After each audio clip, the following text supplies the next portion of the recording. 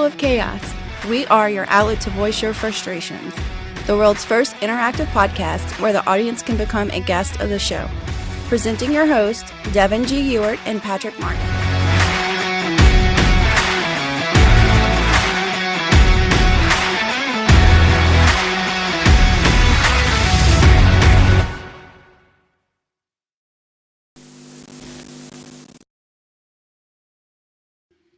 Yo, what's up, everybody? Andy coming in with all the balls. Hey, Andy, welcome. As you can tell, it's just me. I kicked Patrick off the show. He just wasn't working, No, I'm just playing. He got stuck in traffic. He is on his way here. He'll be here as of 4 minutes ago. He said he was at Swisher and Shady Shore, so I'm gonna do this by my damn self until then. So, welcome, first of all. This is Season 2, Episode 35 of the FU Podcast, and that is perfect timing. So, Patrick will be here, sounds like, momentarily. Without further ado, let's go ahead and talk about the weather. Today was a high of 81 degrees. It was absolutely beautiful, convertible weather. Went out to the park today, took Willow, and actually saw 3 deer, and I shot them with my camera, not with a gun, just so you know. Yeah, so I didn't have time to process and post the photos, but I will at some later date. And here he is, without much further ado. It is the Patrick Martin. Oh, yeah, hey. Hey, what's happening, bro? This is a new one. What do you need? My headphones. What the hell are they doing over here? Oh, yeah, that's right. I was over here. That's right. We were playing musical chairs the other night. Yeah, in case any of y'all missed it, I was sitting in the guest spot. Patrick was sitting in this spot. And then Andy was sitting in that spot. So it was all sorts of confusion. It was definitely unlike our normal shows. But anyway, going back, now that Patrick's here, let's see, tomorrow it's supposed to be a high of 83, so that's like boating weather. It's like it's time to go out on the lake. Yeah, but isn't it supposed to be like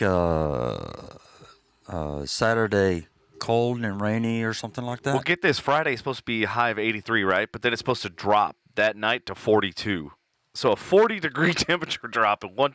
Welcome to Texas. Yeah, pretty much. Yeah. And then Saturday, to your point, it's supposed to be a high of 56, but then a low of 31. Wow. Yeah, but then it gets better. The rest of the week, it's going to warm up to 61 on Sunday, 69 on Monday. Uh-huh. And Tuesday and the rest of the week, it's going to be in the 70s. So, wow. Welcome to December, folks. No shit. What happened? Oh, there I am. I don't know. Okay, sorry. Andy says, Sprout!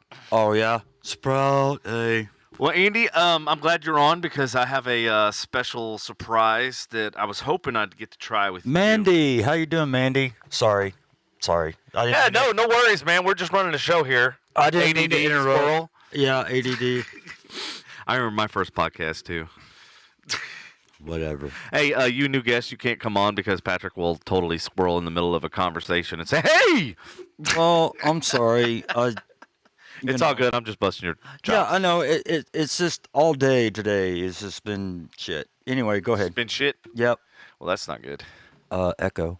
Echo? Yep, got it. Okay.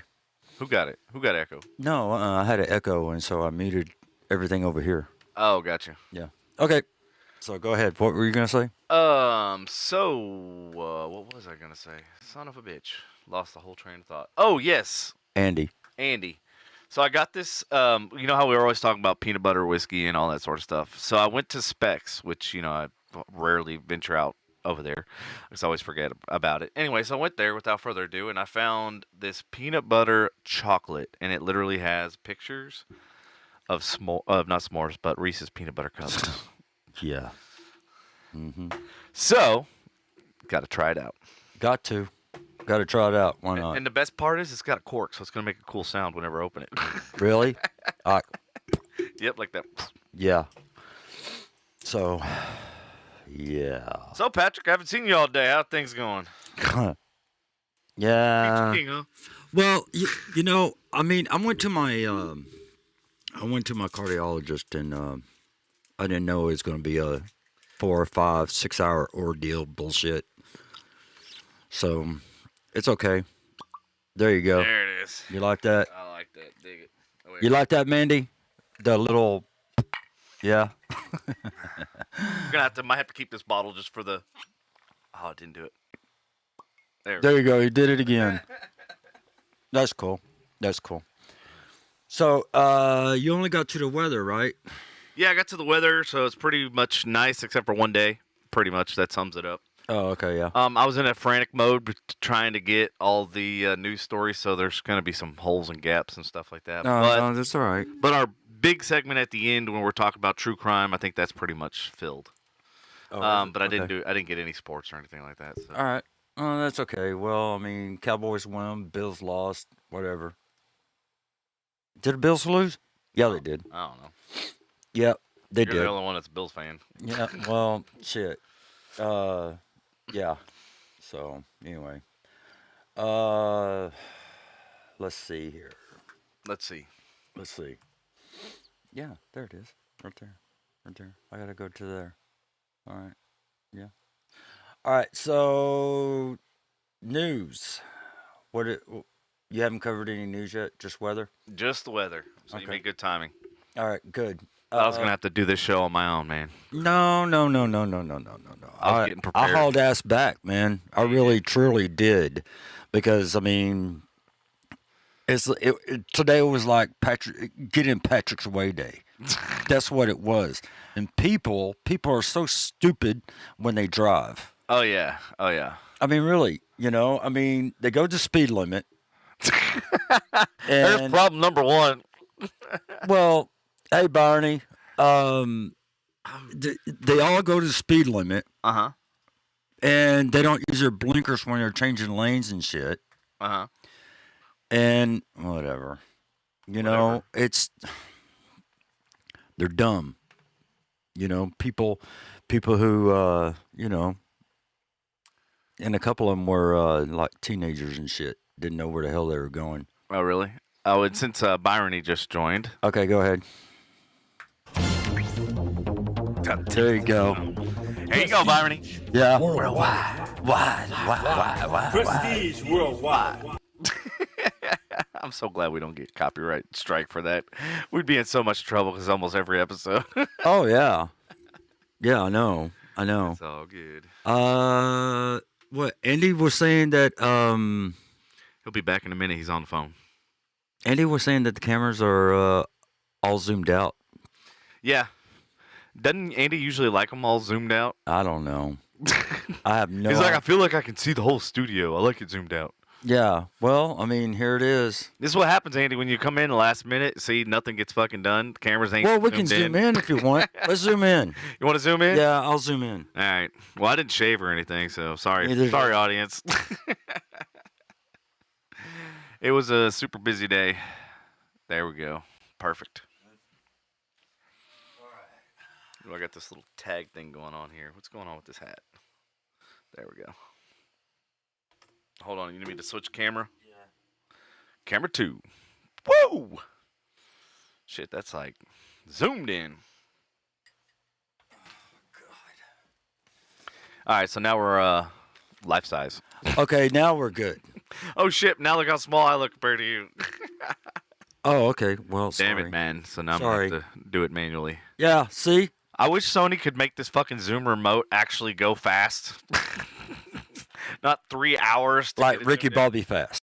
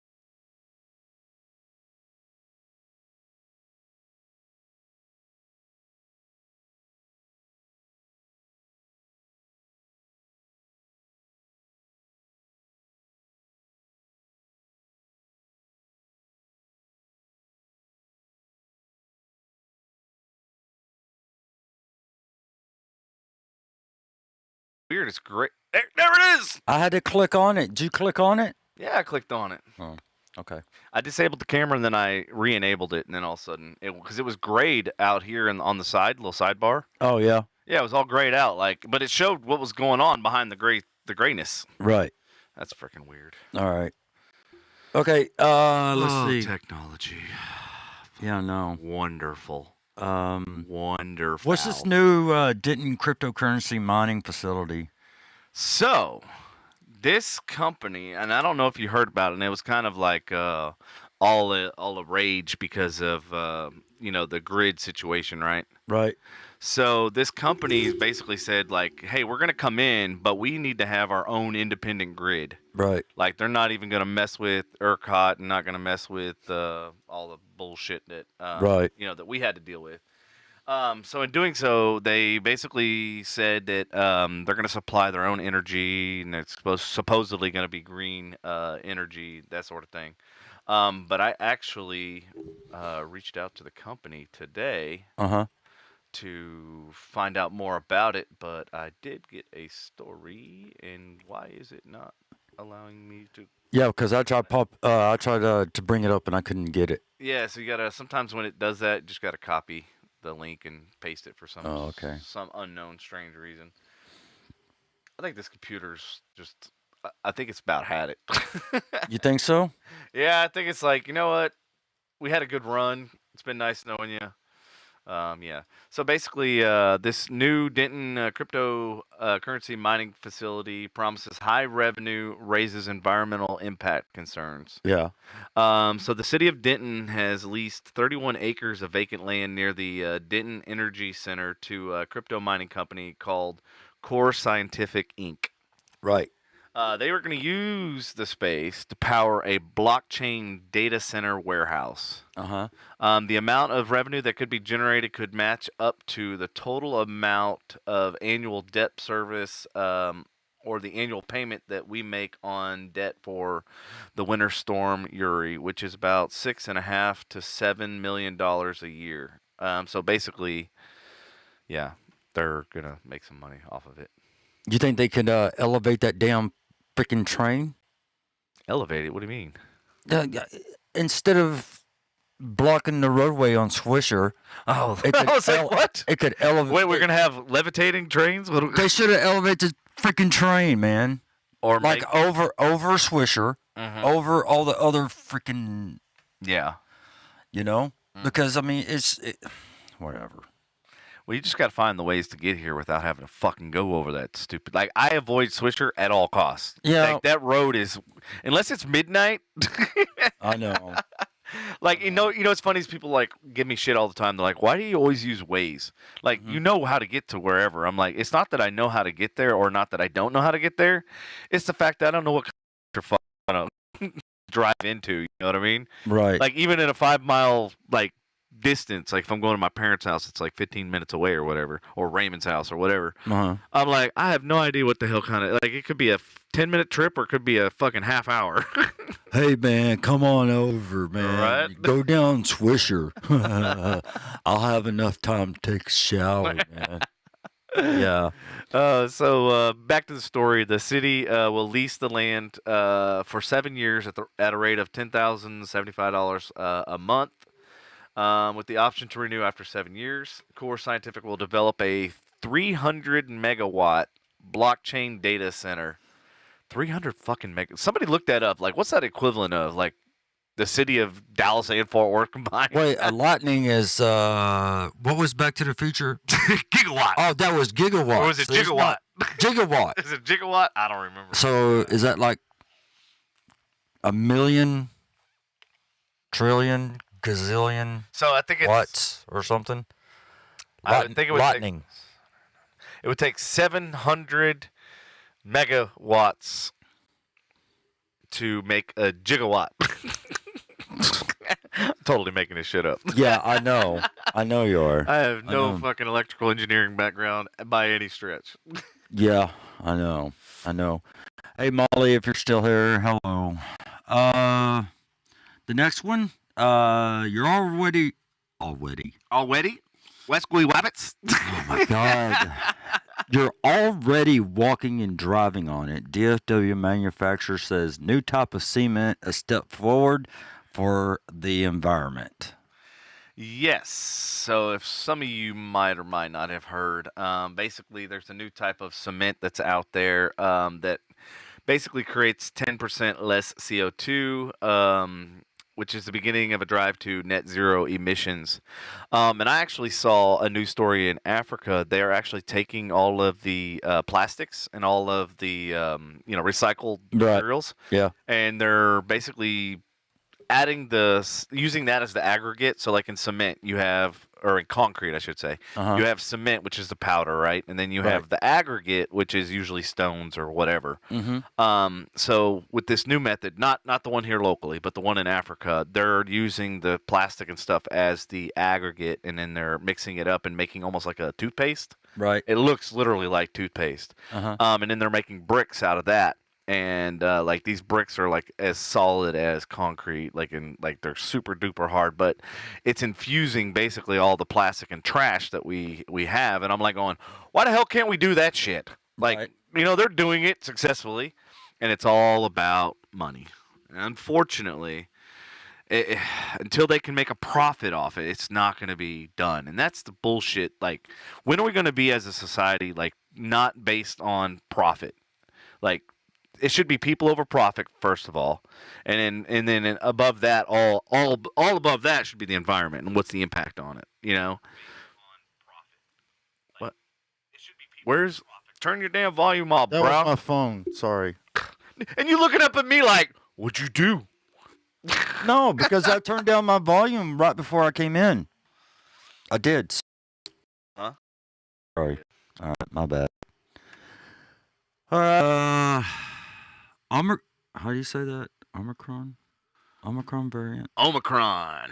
Omicron variant is officially in North Texas. 2 Dallas-Fort Worth cases confirmed with the new Hey, wait, variant. we didn't get to talk about the cement thing. I thought you were done with the cement thing. No, I wasn't done with it. My bad. It's all I'm good. sorry. Yeah, the phone went off and you went all fucking squirreled again. Yeah. Sorry. It's all to the good. So basically, the way this works is there's a plant. It's called the Hokum, I guess, plant in Midlothian. Right. It's a crucial part to the development. They said that, was it 35? There was a couple places that we've been to that's already they've already used this new cement or whatever. Right. And I was trying to find it in the damn story, and I can't seem to fucking find it. What is it? On 35? They used on Yeah, like 35? yeah.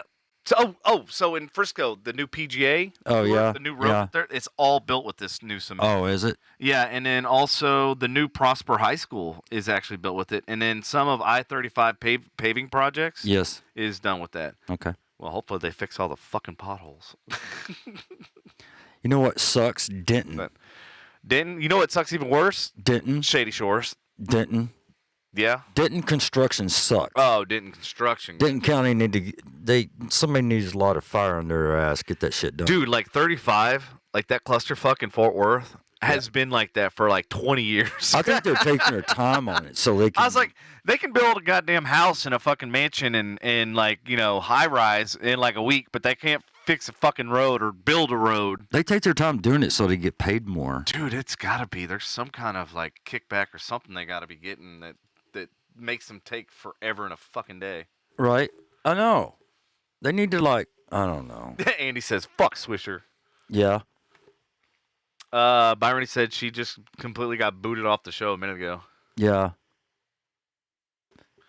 I think everybody did. She said, Byron said, Midlothian is cement freaking capital. She grew up there. I thought she grew up in Corsicana. Byron? No, she lives in Maybank. Yeah, something like that. Or is it Maypearl? Maypearl. No, it's Maypearl. But Andy says it's based on the material my balls are made out of. Super solid. God. I mean, not according to this. Fucking strings and shit falling off. Look at this. Mine's Those are Andy's solid. balls. Mine is solid. See? Andy, your balls are hanging by a string. Look. Yeah, mine is solid. Yeah. What did Barney say? Have you been down 35 South? Swears and yeah. It has been under construction for. 35 South. Is that like towards Dallas? Yeah. Yeah. Uh-huh. He says, no, Patrick. It's not May Pearl. It is Maypearl. She said, damn, guys. Maybank or Maypearl? Corsicana. Waxahachie. Now he's just naming fucking random Venus? cities. Uh, Athens? Paris? no, that's north and south. Grandview. Alvarado. Did I already say Alvarado? Amaretto? No, Oh. Alvarado. Venus. How about Venus? Venus. Waxahachie. Enos?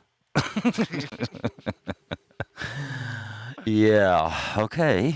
All right, go on to the next story. Next story. Oh, no, that's not my next story. Omicron. Yeah, Omicron variant is officially in North Texas. 2 DFW cases confirmed with the new variant. Yeah, I gotta open that one. Well, guess, can you just guess which city? Denton, Nope. Dallas, Nope. Fort Worth, Nope. Houston, Austin. What's the one city that was fighting tooth and nail to fucking about the mask mandates and was one of the first ones to not wear a mask and fight it tooth and nail? San Antonio, Nope. Closer. Houston, Closer. Austin, Closer. Dallas, Closer. Fort Worth, Closer. El Paso, Closer. Denton. Did you say El Paso? Yeah, Closer. Say El Paso the other fucking direction. yeah, Okay, what was the last guess? Denton. Closer. Uh, I don't know. Denton can't quite be close. Well, yeah, technically, I guess it is. It's about the same. Arlington, Closer, not farther. Lake Dallas, A little farther. Louisville. A little farther. Fuck. You're almost there. Frisco, Plano. Frisco, you nailed it. Okay. Finally. No, it's just started going off the map. 2 Omicron variants cases were reported in North Texas area in a lab in Frisco. Multiple reports show. According to the lab, the Omicron variant was found in 2 Dallas-Fort Worth residents. Oh, so the lab is there, but they're not telling us where, other than DFW, where they were originated from. Well, thanks for the fucking Of course, security. of course. It's just another variant. Gotta fucking worry about, man. Yep. Gonna have another variant. I was gonna say, That's gonna come out in unfortunately- January. Unfortunately, there's gonna always be another new variant. We're gonna run out of fucking names. What happens then? And where the hell did they get Omicron? I don't know. I don't Sounds like know. a Maybe China transformer. named. Omicron. Maybe China named it. I don't know. Well, I guess it's better than the China virus. Yeah, yeah. Didn't Trump name it China virus? Andy says the Transformer variant. Yes. Anus. Oh, gotta love our audience. Yeah, I gotta. Yeah, you gotta. Decepticon. All right. The next one. Speaking of, Andy, to your point, you're wrong. Don't ever be a doctor. Omicron, 4 times more transmissible than the Delta in new study. Literally just came out. Wouldn't that be weird? What's that? Dr. Henning, Oh, God. Dr. Andy Henning, come to labor and delivery. Oh, Jesus. Can you imagine him being a fucking gynecologist? No. Whoa, look at that. Look at the size of these balls. Okay, sorry, I didn't mean to. Or ovaries, I spoil guess, again. would be a gynecologist. Ovaries? Yeah, ovaries. He's a gynecologist. Yeah. Can't be balls if he's a fucking Deliver a gynecologist. kid. Yeah. That's OBGYN. Well, same thing. Yeah. A gynecologist, I mean, you know. Yeah. Omicron variant is 4.2 times more transmissible in its early stage than Delta, according to a study by a Japanese scientist who advises the country's health ministry. Finding likely to confirm fears about the new strain's contagiousness. Oh, yeah? Yes. Okay. Hey, Dr. Henning, if it's, I thought that was HIV rectally. Rectally. to Lee. Hey, Shelly. Hey, what's up, Shelly? Perfect timing. Yeah, we're talking about Dr. Andy Henning. Dr. Andy Henning being a OBGYN. Oh, shit. Gynecologist. That would be bad. Andy said he'd be screaming into vaginas to see if they echo. Hello. hello. Like, oh, shit. Baby, are you in there? Byron says, but it's not as bad as the Delta variant as of right now anyways. Yeah. Man, that sucks. How's it transmissible? By yelling into vaginas, I think. Oh. Yeah. As long as you don't yell into vaginas, you'll be okay. Hey, baby. Turn the right side. Right side. All right, so I didn't get any national news other than that Omicron that's 4 times more transmissible. But I have one New Zealand or one international news story.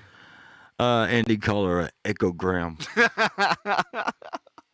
God, some of the shit you come up with, dude. I know, right? Yeah. All right, so internationals, New Zealand's plan to end smoking, a lifetime ban for youth. Yes, sir. New Zealand's government believes it has come up with a unique plan to end tobacco smoking, a lifetime ban for those aged 14 or younger. Under a new law the government announced Thursday and plans to pass next year, the minimum age to buy cigarettes would keep rising year after year. That means, in theory, at least 65 years after the law takes effect, shoppers could still buy cigarettes, but only if they could prove they were at least 80 years old. God. Yeah. In practice, officials hope smoking will fade away decades before then. Indeed, the plan set a goal of having fewer than 5% of New Zealanders smoking by 2025. And I can attest, having been there and lived there and everything else, and having my dad used to smoke like a fucking chimney, they smoke a lot. And there's a lot of pubs there and stuff. You know how like breweries and stuff were kind of like big now, but they weren't like they were. You know, in New Zealand, like they have breweries and stuff where they brew the beer right there, and you can drink it, and they have all the different types of flavors and all that sort of stuff. Right. But yeah, they're smoking inside or smoking outside. Yeah, it was when I was there, it was pretty prevalent. Now it's been years since I've been there, so yeah. So apparently, yeah, they're doing something. They're going to be proactive, and they're strict as hell too. They are, man. They got their shit together. Yeah, they do. They don't fuck around. They're Australia, like, same way. You know what's funny is I heard something the other day that like Australia used to be the dumping ground for all of criminals and mischievous. Oh, really? Yeah, that's what I heard the other day, and I haven't had a chance to verify that story, but yeah, I will look it up at a future date. Okay, you do that. And Shelly said that she's an office manager for OBGYN. Oh, everything goes back to Dr. Henning. He should come in. He should come in with a white coat and. All right, Andy, you can borrow my stethoscope and my. Don't ask why I have all that stuff. But yes. Why do you have all that stuff, Devin? Because I play a doctor. No. I don't want to know anything about that shit. Because I fix problems. Yeah. Okay. After I create them. Yeah. All right. Hey. In the entertainment, the verdict reached for this literally just came in, so I'm glad I waited. Smollett case, actor accused of staging hoax, hate crime. They convicted him. Yeah. 5 of the 6 counts, I think. Oh, wow. Yeah. All right. Well, So he was found guilty of falsely reporting a hate crime against him in 2019. A Chicago jury Thursday reached guilty verdicts of 5 of the 6 charges against the Empire actor Jussie Smollett, who was accused of falsely reporting he was a victim of a disturbing hate-fueled beating. The panel deliberated since Wednesday afternoon, weighed 6 counts of felony disorderly conduct against Smollett for telling police he was brutally assaulted on January 29, 2019 at 2:45 a.m. in the Windy City Streeterville neighborhood.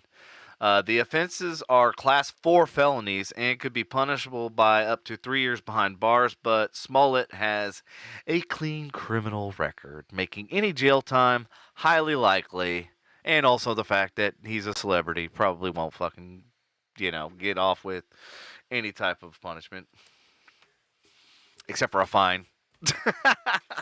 Patrick, it has nothing to do with that, sir. Well, Wait, wouldn't he be the racist one because he was the one that said it was basically a beating because he was black or something like that? yeah, that's And he racist. said it was by white people or something, didn't he? I think so. That's racist. It's all racist. Oh, that's right. Yeah, actually, he said he was attacked by two men who punched him, kicked him, used racist and homophobic slurs, threw chemicals into his face, wrapped rope around his neck, and even yelled out a slogan in support of the then Donald. The vid? The then Donald. The Oh. Don. Oh, The okay. then president. Oh, I thought you said Vin. I mean, Yeah, Vin Diesel. vid. No, not the vid. I thought you said vid. No vids. Sorry. Okay. He had a cocaine-fueled sexual encounters with one of the dudes that jumped him. He paid him. Wow. That's what Dr. Henning said. And he said they all knew each other. Man, that's fucked up. That's whatever. I'm not gonna say nothing. Now we have a new T-shirt. What? I'm not a doctor, but I'll take a look. Yeah. Yeah. Well, what's this thing right here? Yeah. The fall of I like this one. The fall of the Cuomo brothers. How a one-time media darling spiraled downward in 2021. This is true. Well, that's So what is the audience? I'm just curious, like, what the audience feels about the whole brothers downfall, like the governor Andrew Cuomo and then the Chris Cuomo. Obviously that was a news anchor. Like, to me, that in itself was just a conflict of interest. yeah, it was. You know what I mean? Like, Oh yeah. the fact that, like, I feel like you shouldn't be allowed to report or have anything to do with anybody that's related. That's just media and media as Right. being, having press credentials. Like, that's just integrity. Yeah. Like, I feel like he shouldn't be allowed to touch anything that has to do with his brother at all. That's Yeah. really bad. Well, I mean, didn't Chris at one time say that he had COVID and he stayed down in the basement and then he was walking around and got yelled at by somebody or something like that outside his home? Probably. Yeah, well, he was faking. Whatever. I mean, could you believe, like, a year ago, like, when the pandemic and stuff first started, that, like, this was going to be the outcome? Like, honestly, I can't wrap my head around, like, how this, how everything transpired. And what's crazy is how fast it happened. You know what I mean? Mm-hmm. Like, literally, in less than a year's time, both of them fucking just fell. Right. Man, Yep. the fall of the giants. Wonder if they're included in the Epstein stuff. That'd be kind of interesting, but save that thought for Yeah, later. I will. True. I will. Yeah. And Jeopardy has found their new host for season 38. Really? Who? So it's not just one, apparently. It's two, It's two. 3, Two. Okay. Dos. 2. Quattro. So who is it? I can't click. Oh, there they are. Oh, it's Yep. The name that I can't pronounce, but I will butcher it anyway. Mayim Balik and Ken Jennings. Ken Hennings. Nope. Not Dr. Henning. Well, we all knew Jennings was going to be there because I mean, Was he like the winningest? yeah, he was the winningest. I think he deserved, like, definitely, after kicking so much ass, like, yeah, you Mhm. definitely, like, deserve it. Oh yeah. So, well, good for Hennings or Jennings. Balik, like, I remember her from, wasn't she on she was Blossom, wasn't she? I think The so. show Blossom way back in the day. Yeah, blossom. Yeah, and then I think she did other stuff since then. Did she really blossom? Apparently, she's fucking host of Jeopardy now. So apparently, she's So doing... she has blossomed. All right. No, I'm talking about blossomed. Oh, that kind of loss. Actually, she looks like she lost weight. Wow. Okay. Let's see. So they both took over hosting following the ousting of the show's former executive producer, which was Mike Richards. If you recall, Richards was fired from the show just 9 days into the job after sexist comments he made on a podcast. Oh, God. Oh, my God. Yeah, so apparently I guess they're making it official that those two are going to be the reoccurring, and I'm wondering how they're going to do that. Are they going to take Monday, Wednesday, Friday? The other one's going to take Tuesday, Thursdays? How's that going to work? Yeah. No, she was on the Big Bang Theory. That's what Barney said. Yeah. Yes. Yeah. But she was also Blossom before. Did she get it? Did she get a Big Bang? I'm just. Maybe her paycheck did. I don't know. I don't know. But, I mean, after that guy's winning, the other guy, Ken Jennings, does he really need to actually host the show? I mean, he sounds to me like he's already got fucking buku amounts of money. Oh yeah, he's already yeah. Well, good for him and good for her. At least they're kind of moving on a little bit from moving on up. So, anyway, all right. Sports. Cowboys won. Bills lost. Boo-hoo. Byron says, I think Chris Cuomo is an idiot for risking his career for his brother, at least for the accusations he's facing. Y'all, she was on Big Bang Theory. And then Kayla, hey, welcome, Kayla. Yeah. Says Hey, she is Kayla. actually a neuroscientist in real life. And then Byron, he says she's an actual astrophysicist. And then Kayla says, oh, Byron, he got it wrong. Or Kayla could be correct. And I'm wrong. Oh, my God. Oh, God. Y'all figure this shit Y'all are out. going back and forth saying you're wrong. Hey, can't we all just get along? Hey, you know what? We need to, Kimberly Dunn Wilcox says, roll tide. okay. All right. Okay, Kim. Yeah. How you doing, Kim? What's up, Kim? Barney and Kayla can go back and forth and see who's right and who's wrong. Yeah, Y'all can do that. who can Google the fastest? I'm pretty sure probably Kayla. Kayla's like professional. Google. All right. Hey, Kim, how's AA doing? I'm talking about the airplane. Oh, Kayla said, I meant I got it wrong. Wasn't calling her wrong. Okay, thank you for clarifying because it sounded like y'all were feuding it out. Y'all were going back. Y'all were going back and forth and shit. You know. Okay. Okay, Barney. We got it all straightened out. We're all good. We're all good. Now, Everybody, simmer down. Calm down. Bring it back. Calm Bring it down. back. Calm it down. Calm the fuck down. Kayla says, go Tigers. Oh, yeah, LSU. LSU, yep. How are they doing? Hopefully they're doing better than the Saints. Kim, who's gonna who plays Alabama? Alabama? Yeah, Bama? Alabama. Y'all know me better than that. I'm good. I know Barney. All right, Barney. All right. No. What? Okay. Apparently, we're all having speech and texting issues tonight. Yeah, and even before we started drinking, like, what the fuck is going on? And even, stumbling over words. I'm like literally still drinking the same drink. Like the ice cube's already damn melted. Started like stumbling over words too. Mm-hmm. You did. I did. Oh, I know. That's what I'm saying. Who cares? I mean, it's all right. It's all good. Yeah, it is. It is. Okay. Researchers developed a tiny camera, Dr. Henning, the size of a grain of salt, Dr. Henning, and it could turn your phone into one big camera, Dr. Henning. Not one big vagina. Yeah. The tiny lenses are far greater than those previously developed and could be used with medical robots for invasive surgery. Oh, yeah.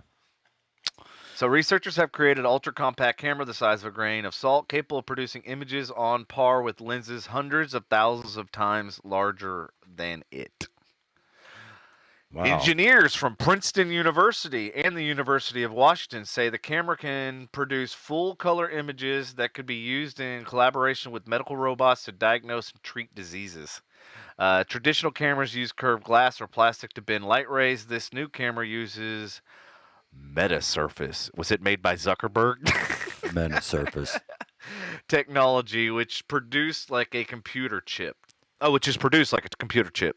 So Ah. probably layered like a cake. Lindsay said, "Why? Oh, why would you want a camera that fucking small?" I don't know. Ask Andy. Ask Dr. Henning. Ask Dr. Henning. They said the metasurface of this particular camera has 1.6 million cylindrical posts, each approximately the size of a virus, to make up a system just half a millimeter wide. Each of these posts has its own unique geometry, working like an optical antenna.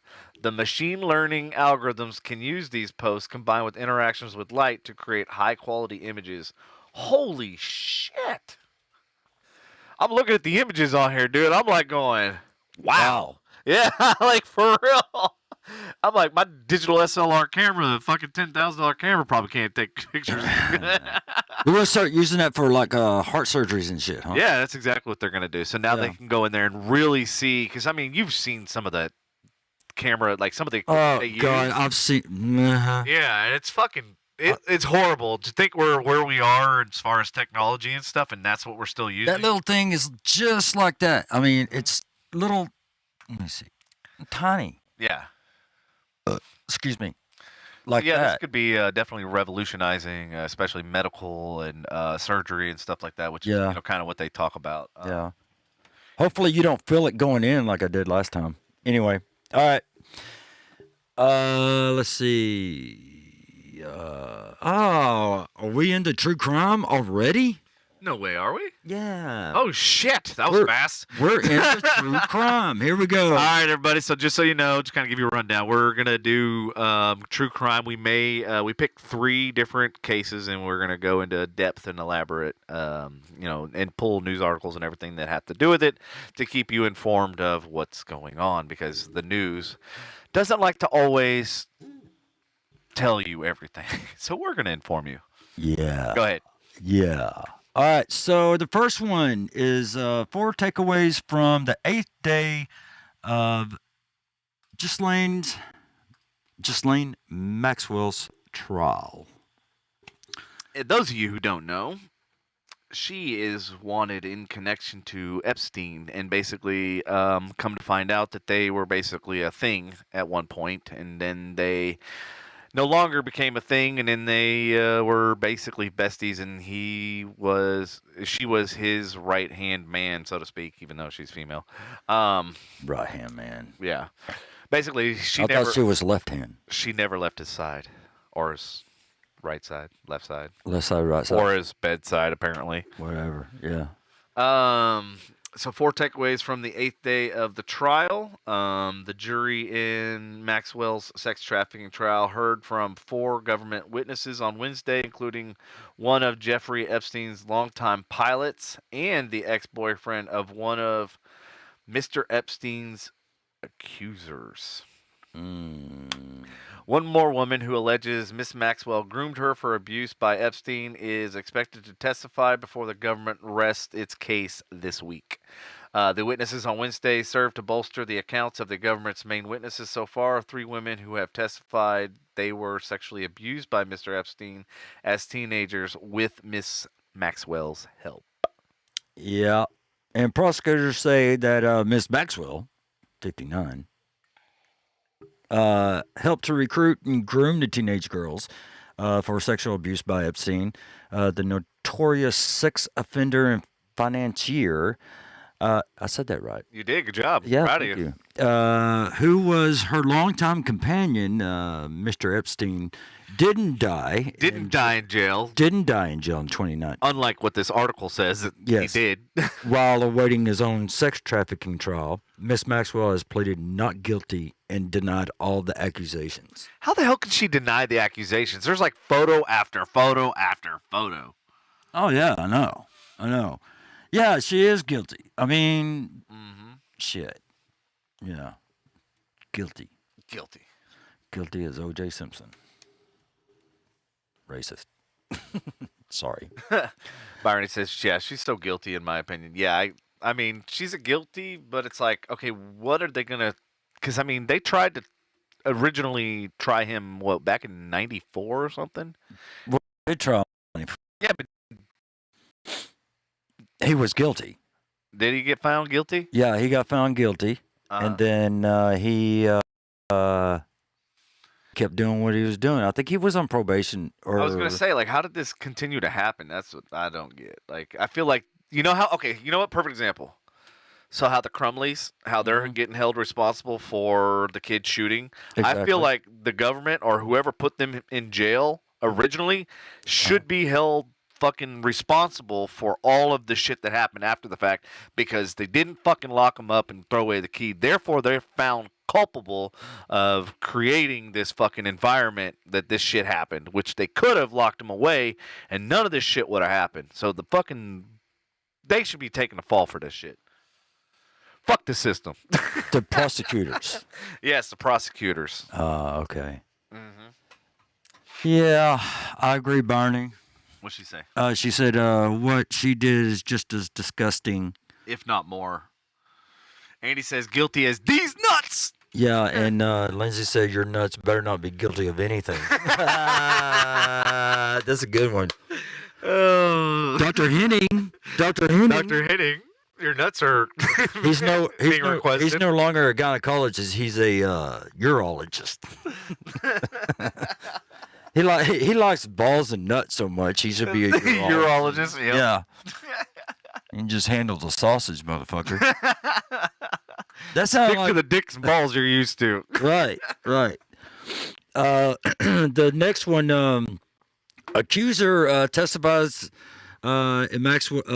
Accuser testified Maxwell told her she had a great body for Epstein and his friends, and she was 14. Let's go into that one. Let's see. Yeah.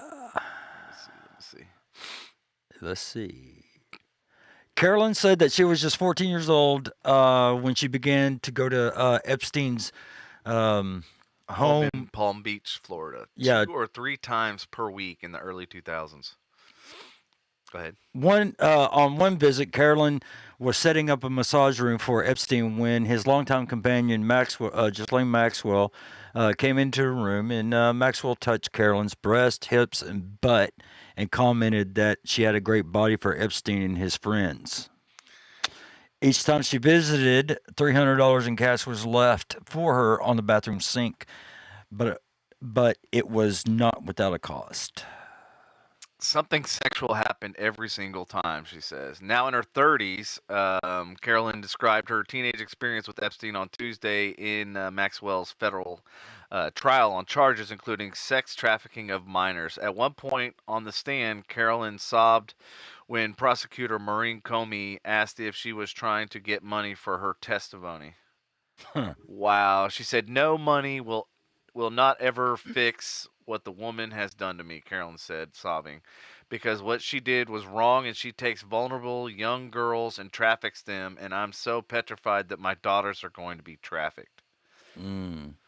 Carolyn is the third woman to testify that she was sexually abused by Epstein and that Maxwell was involved. A woman identified as Kate testified Monday that Maxwell set up those sexual meetings, and a woman identified as Jane said last week that Maxwell sometimes joined in on the sexualized massages. God. Dude, what kind of fucked up... The trial... oh, yeah, now it gets good. All right, go ahead. Get on the next sentence. The trial, which began last week, has alternated between disturbing testimony from sexual abuse victims and illuminating testimony about some of Epstein's connections and high-profile figures such as, here we go, Donald Trump, Bill Clinton, and Prince Andrew. Bill Gates.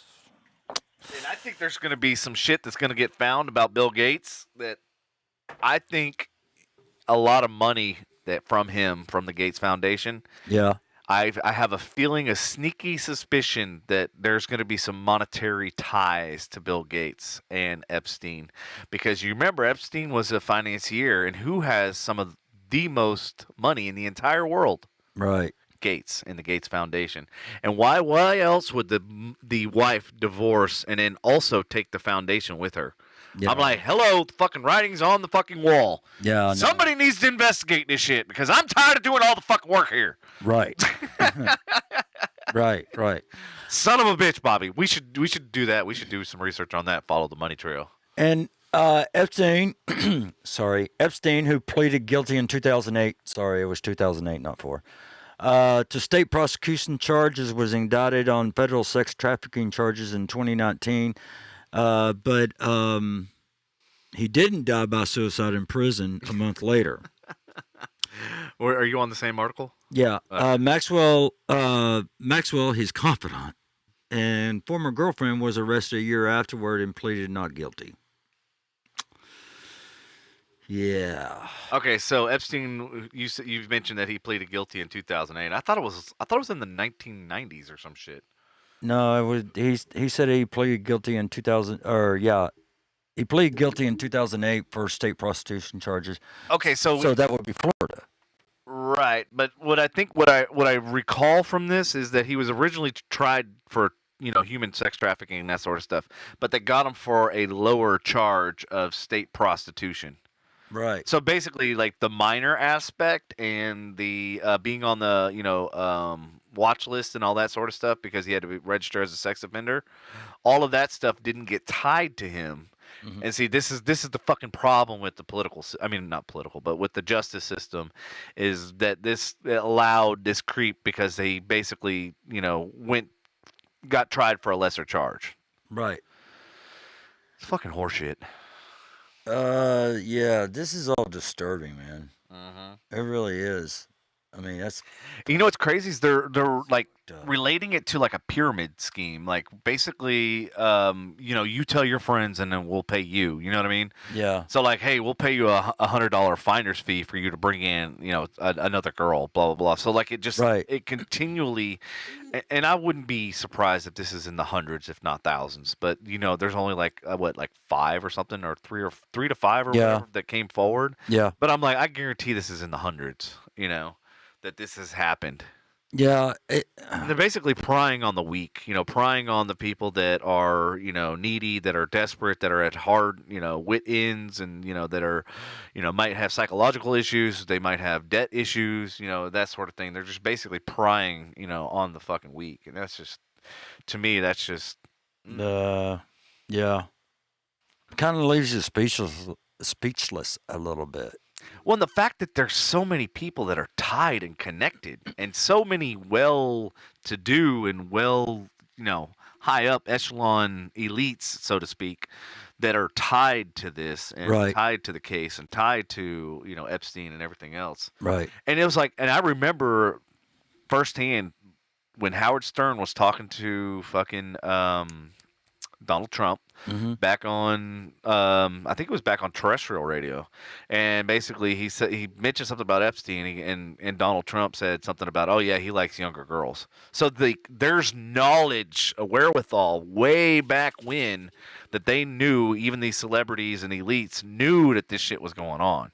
Right. And it's fucking out there. It's been broadcast. Yeah, I know. It's been on the networks. I remember, it's been out in the air. It's been. I remember listening to Trump on. Hold on, I gotta get this mic done. What's it doing? It's falling forward. Yeah. I remember Trump talking to Stern on his show. Yeah. I remember. Do you remember when Stern talked to Trump, and he was really big with the National Enquirer? And he was talking about how the National Enquirer and Trump were like besties. Right. And you remember back when he was running for office, that the National Enquirer said he had some dirt on Trump, and then you never heard anything about it. Oh, no. Never heard anything. So it's kind of, and then all this stuff's going on. So it's like, okay, we know that he has dirt, and I bet you it has to do with this Epstein stuff. Right. And I guarantee he was probably paid a substantial amount of money so that fucking his lips. Probably, yeah. Well, I mean, whoever did Epstein was either Trump or Hillary. So, Jeffrey Epstein's former sex slave visited him 90 times in jail. One of Epstein's former underage sex slaves was allowed to visit him around 90 minutes while he was in the No, 90 times, not 90 minutes. Oh, That changes everything. 90 times. My bad. Sorry. 90 times. I thought I saw minutes. While he was in a Florida jail for solicitation of a minor. Nadia Marcinkova. It sounds Russian. Marcinkova. Russian or, yeah, something like that. Marcinkova, whatever. Who? Ukraine. Yeah. Who Epstein allegedly purchased from her family and brought to the U.S. around 2001 at age 15, bragging that she was his Yugoslavian sex slave and was allowed into the Palm Beach County Jail in 2008 while he was doing time for soliciting sex from a minor. The Daily Mail said, citing local sheriff's office visitor logs. Dude, like they not only should be fucking guilty, but like they help perpetrate this shit. While on their fucking watch. Yeah, they did. Like, are you fucking serious? Yep. Oh, God. Let's see. What else? The Yugoslavian was in her early 20s by then, but jail officials should have been aware of accusations that Epstein allegedly sexually abused her while she was underage because the details were in a previous police report, you mother... Yeah. Epstein had landed his cushy, controversial 13-month jail sentence amid dozens of accusations of sex abuse of girls and young women. Wow. He was put in a private wing at the Palm Beach County Jail after he was allowed to plead guilty to the solicitation charge. And when he wasn't enjoying visits from women such as the Yugoslavian, he was being freed on work release, where he allegedly continued to enjoy sexual encounters. Wow. And this is why our system is completely fucked. If anything comes out of this, it should show how fucked the system is. Of course. Yeah. Like if anything positive comes out. Yeah. All right. Well, and he says, so if I'm following this right, the higher the tax bracket you're in, the lower age of girls you molest. That's not how this works. That's not how any of this works, sick fuckers. Yeah, they are sick fuckers, all of them. Hey, you know what? After all this Maxwell trial, maybe we'll get a new government. Fuck, I wish. God. You know? I mean, maybe we will. Who knows? Government's going to fall. And that would be bad. No. As long as it's replaced by something better, something that fucking actually makes sense. Yeah, replaced by all these millennials. That's not better. Knowing them, they'll build some kind of fucking app. Yeah. The whole government's run on an app. Contact your government official. Hey, go ahead and vote for your next official via an app. Then you can pull up their stats and say, okay, well, this guy, he's a douche. Yeah, he's a douche. Nobody likes him. He's got 5 million down votes. Yeah, No, it's like picking the next fucking American Idol, but we're picking the next politician. Yeah, this lady's a bitch. Yeah. No, she's a little twat. This fucking lady, she smells. Yeah. According to Dr. Henning, this woman's vagina is an echo, so we can't vote for her. Hello. Dr. Henning's here. All right, you want to go to... He'll never... That's what we're going to start calling him is fucking Dr. Henning. You know? All right, so next question to everybody out there that's out there. And I want to know... if y'all know anything about this serial killer. His name is John Wayne Gacy. John Wayne Gacy. I've heard... Do y'all know anything about John Wayne Gacy? This is a story for Kayla. Kayla, if you're still on, this story is like right up your alley. Right up her what? Right up her alley. Oh, okay. All right. Okay. So, does anybody know anything about John Wayne Gacy yet before I start reading?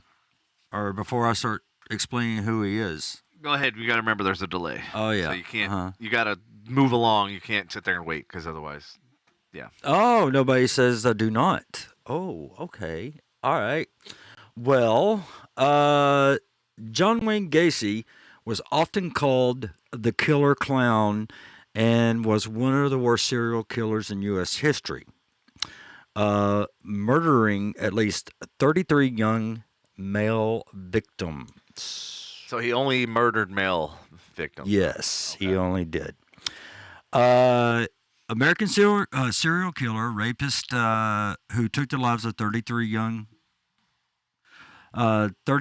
males in Cook County, Illinois, burying most under his house, bodies recovered from a nearby Des Plaines River. Sometimes as a killer clown, for his habit of dressing in a clown costume and makeup, Gacy had a abusive childhood and struggled with his homosexuality. After being convicted of sexual assault in '68, Gacy's murders were discovered. He would go by Joker, Pogo the Clown, and is the Clown. The killer clown sometimes lured his victims with the promise of construction work or some other ruse, and then captured, sexually assaulted, tortured, and eventually strangled most of them with his hands or with a rope. Yeah. Andy said something. Didn't John Wayne Gacy talk about pilgrims or something? He did not talk about pilgrims. He didn't talk about pilgrims. There was Hair pilgrim. Yeah, there was one What the fuck? that. I don't know. What the hell is that? What? Oh, it was fucking bio that was popping up. I was like, what? Yeah, Oh my God! Stop. Gacy eventually confessed to the killing of the 30 people, and over the years there have been lingering concerns that Gacy may have been responsible for deaths of other people whose bodies have yet to be found. And when police uncovered human remains in Gacy's house in '78, 8 bodies could not be identified. Yeah. So, what's that? It keeps popping. They got it on like some kind of Oh, really? repeat or whatever. So like when you pause it, it like times out and then it plays it again. So Right, what the right. fuck? Yeah, John Wayne. Yeah, he was a dude raper. Yes. Yeah, he was a dude rapist. Dude raper. That's what he was. He was eventually put to death. Oh, he was? Yeah, he was put to death in the early '80s. And then Dahmer came around in the '90s. He was a copycat. So, we'll talk about Dahmer later. You know? Are you going to go into depth about him or is that it? Who? Dahmer or John Wayne? John Wayne. Yeah, I already did. Well, that was not in depth, but okay. That was. Hold on. It was. I got to get that thing back. What the fuck? Jesus Christ, man. Oh, man. I got to. If you get the website up, it's going to fucking play like 17 videos, just so you know. Not this one. Not this one. Let's see. Oh, the Britannica? Yeah, the Britannica. Is that shit still around? Yeah, still around. Wow. Evidently. Well, he was diagnosed as schizophrenic, and but it was rejected by the jury, and he found which found him guilty of all 33 murders of which he was accused, and he was executed in 1994. Wow, so he lived that long. Yeah, that's not that. Yeah. I thought it was in the 80s, you know. They did put him under psychological evaluation and all that, and, you know. Gacy was born into a blue-collar family and seems to have had a fairly ordinary childhood, but he exhibited a growing tendency towards sadism. which resulted in several encounters with the law in the 1960s. In 1968, after his conviction for sexually assaulting a teenage boy, he was confined in the Iowa State Men's Reformatory. Yep. Anamosa State Penitentiary is what they call it in quotes. That's when he went that's when he went. To his psychological eval? Yep. Yep, and it says, and forced to undergo a psychological eval. After his release in 1970, and while still on parole, he was again arrested for sexual assault, but the charges were later dropped. Gacy then became a fairly successful independent contractor and bought a house in suburban Chicago. Yeah, Chicago. In 1978, after one of Gacy's victims, Robert Peast, was reported missing, police learned that Gacy was the last person known to have seen him. After obtaining a search warrant, police discovered the bodies of 29 boys and young men in or near Gacy's house. 4 other bodies were found in the nearby Des Plaines River. Indeed, the area of the house had admitted a foul stench for years, but Gacy had told his house guests and his wife that the smell was a result of moisture buildup. What the fuck? Yeah, this dude was fucked up, man. Dude, but he had a wife and he's gay and what the fuck? He's living like 2 different lives. Well, think about it, man. That was like back in the Yeah, it's 60s covered. and everything. He didn't want to come out to be, Yeah. you know. That's probably part of why he was doing what he was doing. He was Yeah. so ashamed of it that he basically had to cover his tracks. Right. Get rid of the evidence that he was, actually a closet. And this guy used to go to kids' birthday parties as a fucking clown. Wow. That's why I don't like clowns. Because of this. You and Caleb both. Yeah, Caleb, maybe there might be some credence to why you don't like clowns. Yeah, I don't like clowns. Because when I had to do a research paper on Gacy in junior high. Why? Yeah, in junior high, I just don't. I don't like clowns. All right, so you want to move on to the next one? Yeah. So the next one, I actually started a Facebook page. Actually, it was called Capturing the Crumbleys because they were on the lam. They were out running. And I thought it was going to end kind of like Brian Laundrie with the Gabby Petito case where, he was out on the lam for forever until they finally found his body, which that's, suspect. That's a whole nother investigation. Maybe, Yeah, but maybe we'll get into that one too. Dog the bounty hunter says it's not him. Right. So basically, to give everybody a recap, Ethan Crumley was a middle schooler that basically brought a gun to school. There was a lot of warnings. There was a lot of, a lot of oversight on both the school, the police, and also the parents, obviously. So that's why we're going to talk about it. So for the first time in history, the parents are going to be charged for the murder that this Ethan character, which I don't even like to say his. Honestly, when something like this happens, I don't even want to say that person's name because it's giving them the validation that they were looking for most of the time, Yep. But parents of the Michigan school shooting suspect held on a $500,000 bond each after the manhunt. The parents of the teen accused in this week's deadly Michigan high school shooting pled not guilty to involuntary manslaughter charges Saturday morning, hours after police said they arrested them in a Detroit warehouse following hours-long search. And if you guys are following the case at all, there was a $10,000 bounty on both their heads, so they were legitimately looking out for them. A judge in Michigan, Oakland County, set the bond at $500,000 each for James and Jennifer Crumley, the parents of Ethan Crumley. The teen jailed on suspicion killing 4 classes. There's no suspicion about it. Motherfucker did it. Killing 4 schoolmates and wounding 7 other people at the Oxford High School on Tuesday. Right. The detained couple, sitting alone in separate rooms, made their arraignment appearance by video conference with the judge, their attorneys, and the county prosecutor. Both spoke very little beyond saying they understood each charge, with Jennifer Crumbley appearing to cry between words and pleading not guilty to each. During the arraignment, their attorneys stressed their clients had fully intended to turn themselves in before authorities arrested them Saturday morning, and denied prosecutors' assertions that their son had unrestricted access to the guns he's accused of using.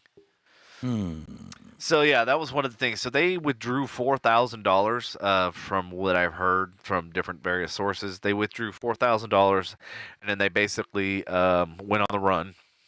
Somebody had spotted the SUV, and then quickly after that, the police basically were able to zero in on the area, and then that's when they basically, I guess, they went door to door, and then they found them. Right. They found them in this secured warehouse, locked in a room inside of a secured warehouse. So double lock, basically.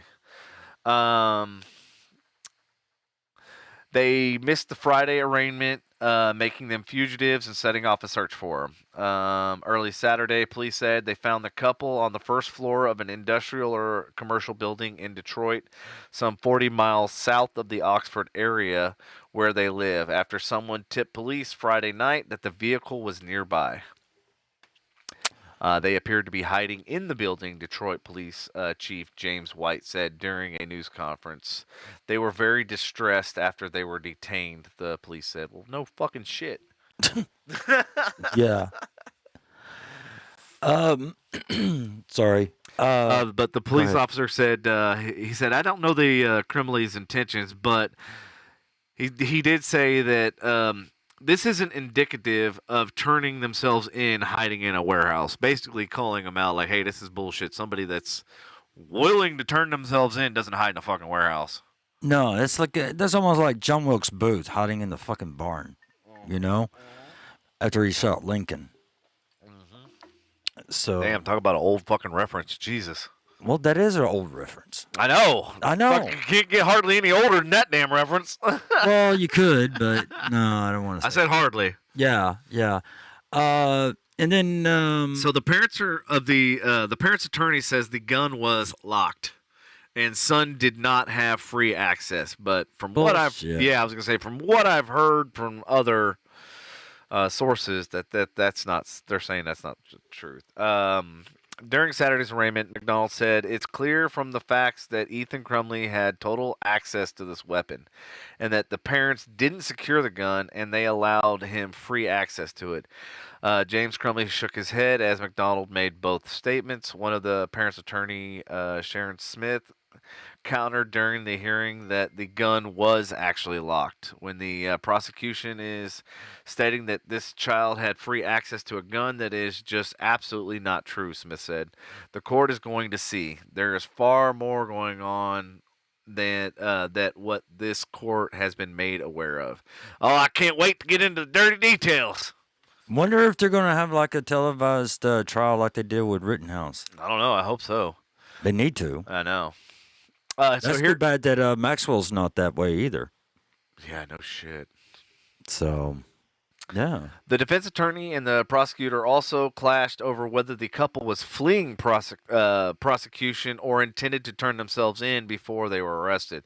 The U.S. Marshals was helping local authorities search for the couple Friday and had offered up to $10,000 for information that could lead to their arrest. Authorities publicized a description of their vehicle.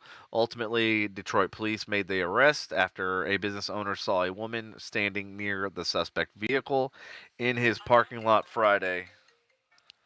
Phone's off. It is off. Oh, okay. Oh, shit, it was. All right. My bad. Yeah, so prosecutors had worried about the couples escaping because they didn't have ties to their community, and officials had trouble locating the Crumbleys once their son was being arraigned, a law enforcement source told CNN on Friday. The parents also withdrew $4,000 Friday from an ATM in Rochester Hills, about 10 to 15 miles from Oxford, a law enforcement official told CNN. What I want to know is, what fucking ATM allows you to withdraw $4,000? Because that's some bullshit on its own. That is. We all know, if anybody, What fucking bank allows you to withdraw $4,000? I call bullshit on it that there's no fucking ATM on this planet that will allow you to draw $4,000. And if there is, unless it was their limit, they can withdraw $4,000. no, because most ATMs have their own limits. That's the thing. Even if the only one that actually, I take that back. I stand corrected. If you go to WinStar, no, I'm not gonna say how I know this, but yes, you can withdraw more than $4,000. And I'll leave there, right there. Let's see. We're gonna go into the comments now. Lindsay said about the John Wayne thing. She said, I don't think anybody likes clowns. Byron said, the parents are getting absolutely what they deserve. I agree with you. Byron said, did y'all see the TikTok that one of the students posted? No, and if you have it, send it to me. Yeah, I haven't seen it. I hate fucking TikTok, so I'm never on it. You do. I do. Let's see. How do you get this post off? Why is her post up there twice? I don't know. You clicked it. No, I didn't. Well, clearly you did because I can't get it off the screen. There you go. Oh, see? Okay. Oh, I didn't. Okay. Why is it every time you All say right. you didn't do something, you're always the person that did it? Oh yeah. Why? Sometimes. Why? Sometimes. Why? Sometimes. Why? Ethan Crumley's neighbor warned authorities about parents' neglect. Yeah. Yeah. Yeah, A neighbor accused Michigan high school shooter Ethan Crumley as she warned authorities about his parents' alleged neglect of him before last week's slaughter. Oh, you on the next article? Why the hell would they call it a slaughter? Well, that's what happens when you go in and you I start know. butchering, whether it be with a knife or a gun. That's pretty much what a slaughterhouse. Yeah, slaughter I is. know. But yeah, it is a bad choice of words. Kayla Lemieux, whatever, who lives near Ethan and his parents, James and Jennifer, said she alerted child abuse authorities that the pair would leave their son, then 8 or 9 years old, home alone while they went out bar hopping, according to Detroit Free Press. When they were gone, he would come and knock on our door. Lemieux said. They didn't leave him with a phone. Lemieux said she notified CPS, Child Protective Services. Everybody knows what that is. But doesn't know if they took action, noting that the alleged neglect continued. It was really when I found this is from Lemieux. It was really when I finally started to say more because I was just like, even after calling CPS, they were still doing it, and even me saying something to them, they were still like, "Oh, he's okay." Oh, so now we got CPS involved in this shit too. So now the onion just peeled another layer. Right. So anyway, I mean, well, I mean, at least one good thing, they get to all spend time together for Christmas in jail where they fucking belong. Well, I don't think they're going to be able to spend time. Well, nah, you're right. Well, they're technically under the same roof. Yeah, they're under the same roof. Yeah, they are. So for the first time, like, at least it won't be child neglect. They're all under the same fucking roof. Yep. So that's what causes all this bullshit. Is that, neglect children and all that and no discipline at all and everything. I mean, anytime that my kids, they misbehaved, I whooped their ass. Right.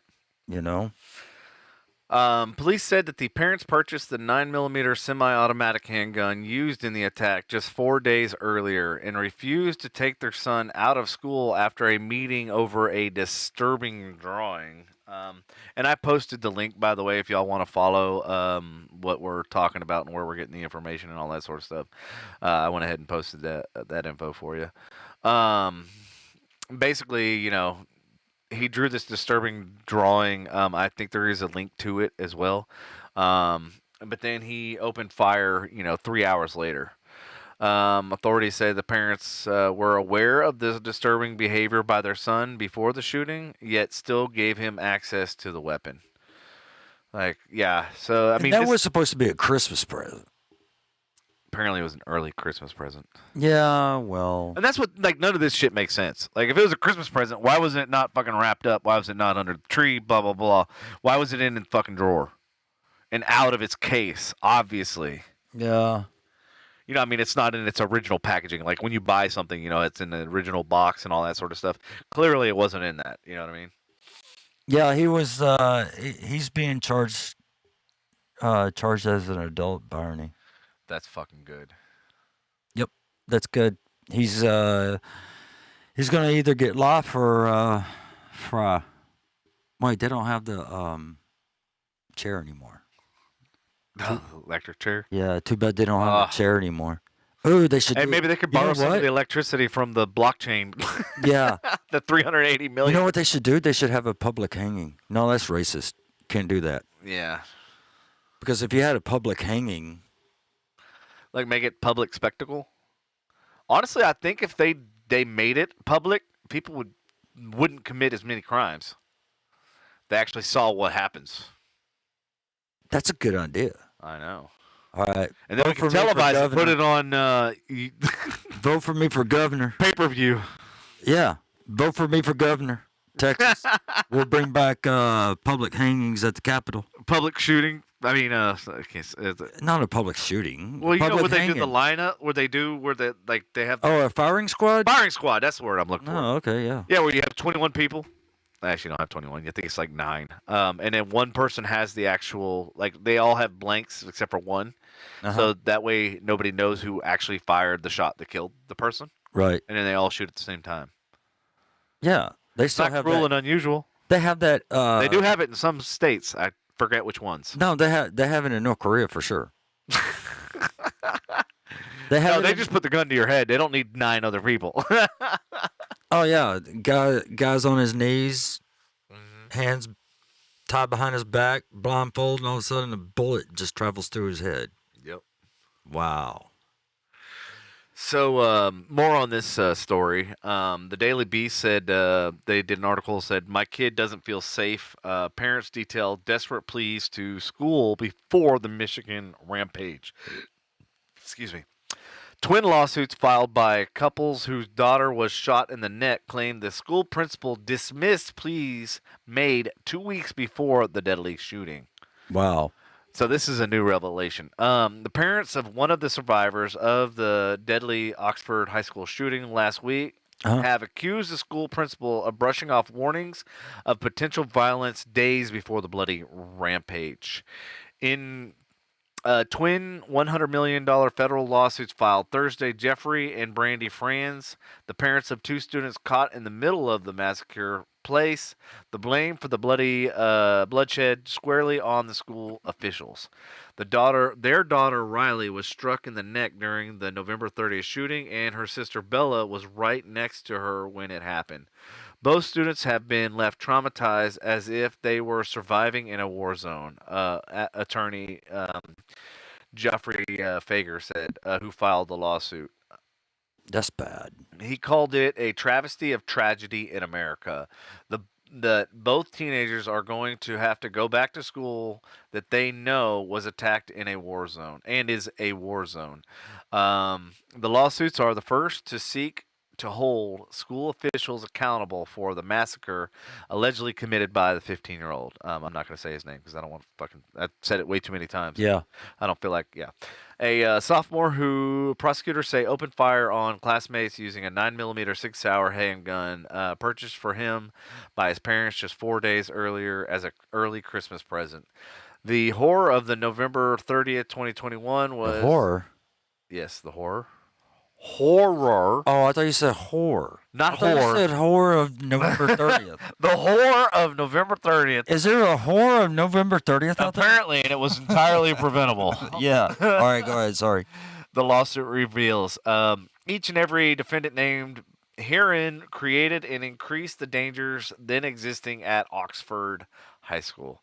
The lawsuit singles out Oxford Community School District Superintendent Timothy Throne, Oxford High School Principal Stephen Wolf, 2 counselors, 2 teachers, a staff member, and the dean of students, and a partridge in a pear tree. It details A partridge. Is that like a bird? Yes. Okay. It details a plea from parents to Wolf on November 16th, more than 2 weeks before the shooting, about unspecified threats made against students on social media. You know, it's funny because, I mean, it's not funny, but you hear about all these students that get, you know, all of the, like, stuff stripped away from them from stuff that they've posted on social media, right? Right. But in this case, it's clear that, like, there was people warning on, like, of Hell, they social were media. warning all the other ones. Like I know, like- Lakeland or where Parkland. Uh-huh. I mean, all these school shootings all started with Columbine, Yeah. except for UT Austin. Mm-hmm. You remember that? Yeah, the bell tower. Yeah, the bell tower. Yeah. Well, you weren't around, but it happened back in. I remember. So, Just because I wasn't around doesn't mean I don't know about it. well, I know that. I'm just saying that. I mean, when it actually happened. Yeah. So, yeah. Anyway, okay, go ahead. Yeah, all right. No, Dr. Henning. I don't think so. Pat wants some horse. I think Patrick's doing all right with his horse. I don't. No. Byrony says, our system fails our children every day. Byrony, you're damn right. You are absolutely 100% fucking correct. I almost want to do, like, a segment of, like, let's pick a topic and tell, like, how it's fucked up, but then at the same time pick up, like, a solution. You know what I mean? Like, perfect example, school system, or judicial system, or criminal system, or whatever. Well, we already know what the solution is. I mean, on the left side, we already know what the solution is. But here's the thing: is nobody talks about the solution. Everybody talks about the problems. But if there's more they people, they talk about the solutions. No, they don't. Yeah, they do. The solutions never make the news. The left talk about the solutions, and the solution is take away our guns. But that's their solution. I know. That's but one. It's not the right. Exactly. And it's not the lefts.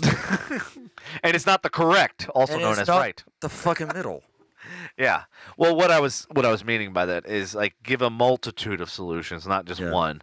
Like, taking away the guns, like, when you outlaw guns, then only outlaws will have guns. Like, that's the most common fucking, like, instance.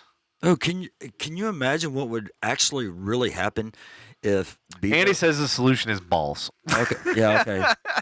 He's the urologist. Yes, he's a urologist now. Yeah, okay, since go he ahead. likes He got demoted from. Yeah, you got demoted from gynecologist to urologist. He got vaginosis, so now he's fucking urologist. Okay, go ahead.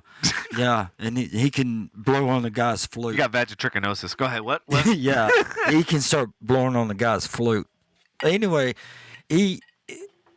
can you imagine what it would actually really be like if what? Beto O'Rourke Fuck that. became Cocksucker. governor? Come on, man. Dude, I drove by a house. You know what it would be like.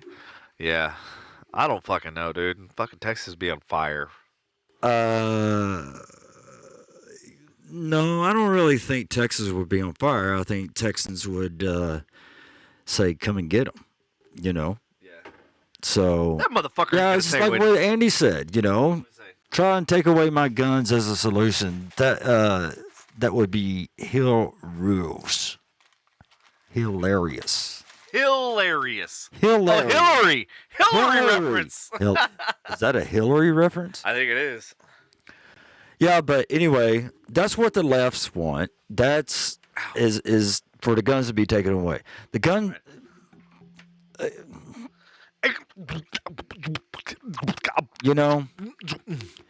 Okay. This is Patrick's thoughts, y'all. Imagine, no, dude. I mean, I'm going like, in my mind right now. Lay But it dude, out. I mean, think about it. If something like this happened, if a school shooting happened back, say back in the 80s or the 90s, what do you think? I mean, what do you think would have? Well, it actually did happen at Columbine in '97. So if it happened if it happened further back before Columbine, what would have happened now? Or what would have happened back then, back in the 80s? Where, here? Yeah. If it happened, Like a school shooting. I think every school would have metal detectors. So okay. So when I went to school, I went to Richland freshman sophomore year. Well, when I went to school up in Missouri, it was really weird. We had to wear lanyards and we had to have IDs, and I was like, what the fuck is what is up with this lanyard and this ID thing? So the schools around that area in Missouri were one of the first ones to adopt this wearing your ID and your lanyard around. Because apparently what happened, I don't know if you know this story, a girl was raped inside the stairwell of one of the schools, basically by somebody that just came on campus and just took advantage. And so after that, they made it mandatory that like anybody that that goes to the school has to be wearing their ID at all times. That way they can differentiate between who is supposed to be there and who's not supposed to be there. Right. And if you didn't wear your fucking lanyard, whatever, you had to pay like $20. Well, yeah. Kind of teach I kids get that. responsibility, that type of thing. But it was really weird coming from like here, this local area, and then going up to Missouri, as I call it, misery, and then having that whole having to wear a lanyard. But the reason why I'm bringing that up and why it pertains to this is they took measures because of an incident that happened, and they took measures that would help prevent something like that from happening in the future. You know what I'm saying? Mm-hmm. But to your question, if this were to happen here in Texas, I think there would be a lot more changes and a lot more reform and a lot of different things that would take place that that are not there currently. Right. Within schools and stuff like that. It'd be a Red Dawn shit, man. Yeah. How so? Red Dawn. I can't remember Red Dawn. Maybe. Red Dawn is when a group of teenagers got some fucking guns and started shooting up everybody that was after them. Oh. So if an active shooter went in, I don't know where the guns would come from, but they would. Well, didn't they already would say in prepare. Texas that there was a few school districts, I think Athens being one of them, but that they allowed certain teachers with the proper training to have guns in the school. Yes. I think every fucking school should be like Yes. that. I think every fucking school should have, and nobody knows who that teacher is, but lo and behold, that gun better be fucking secure. Like wherever it's hidden or however it's needs to be secure. Because you know how these fucking teenagers are, and you know how these students are. They're gonna, if they think that there's a firearm, they're gonna figure out a way to get it. Oh yeah, yeah. And there's if you try to hide something from them, they're gonna find a way to fucking get it. Yeah, and there's a gun in the cockpit too, of an airplane. Yeah. Yeah, and then there's always air marshals, and you don't know who the hell they are. Byron, he says, "Amen, Devin." Yeah. No, I mean, I think it should. I think it should be like almost like a lottery, like of who, and then also obviously a huge background check, and who's able to actually hold a gun and be able to be responsible in case of emergency. But I think leaving it up to the one or two peace officers that walk around, I think that's the dumbest shit ever, because they can't be everywhere all the time, and it's better to have people that can protect other people and other students. Have more of those than have more bad guys. You know what I mean? Have more good guys than bad guys. That's simple. If you have one bad guy and you have one resource officer, you have a 1-to-1 ratio. You have a fucking one good guy to one bad guy. That's a dumb fucking dumb ratio. Relationship. And the relationship, well, it's also that too. It's a bad relationship, bad ratio as well. Because you're not going to win. You're on equal footing. Right. You don't have an advantage, is what I'm trying to say. Exactly. Like in math school, school reference, a 1-to-1 ratio means. I said it again. God damn it. What's on your mind, Devin? I don't know, relationships apparently. Yeah.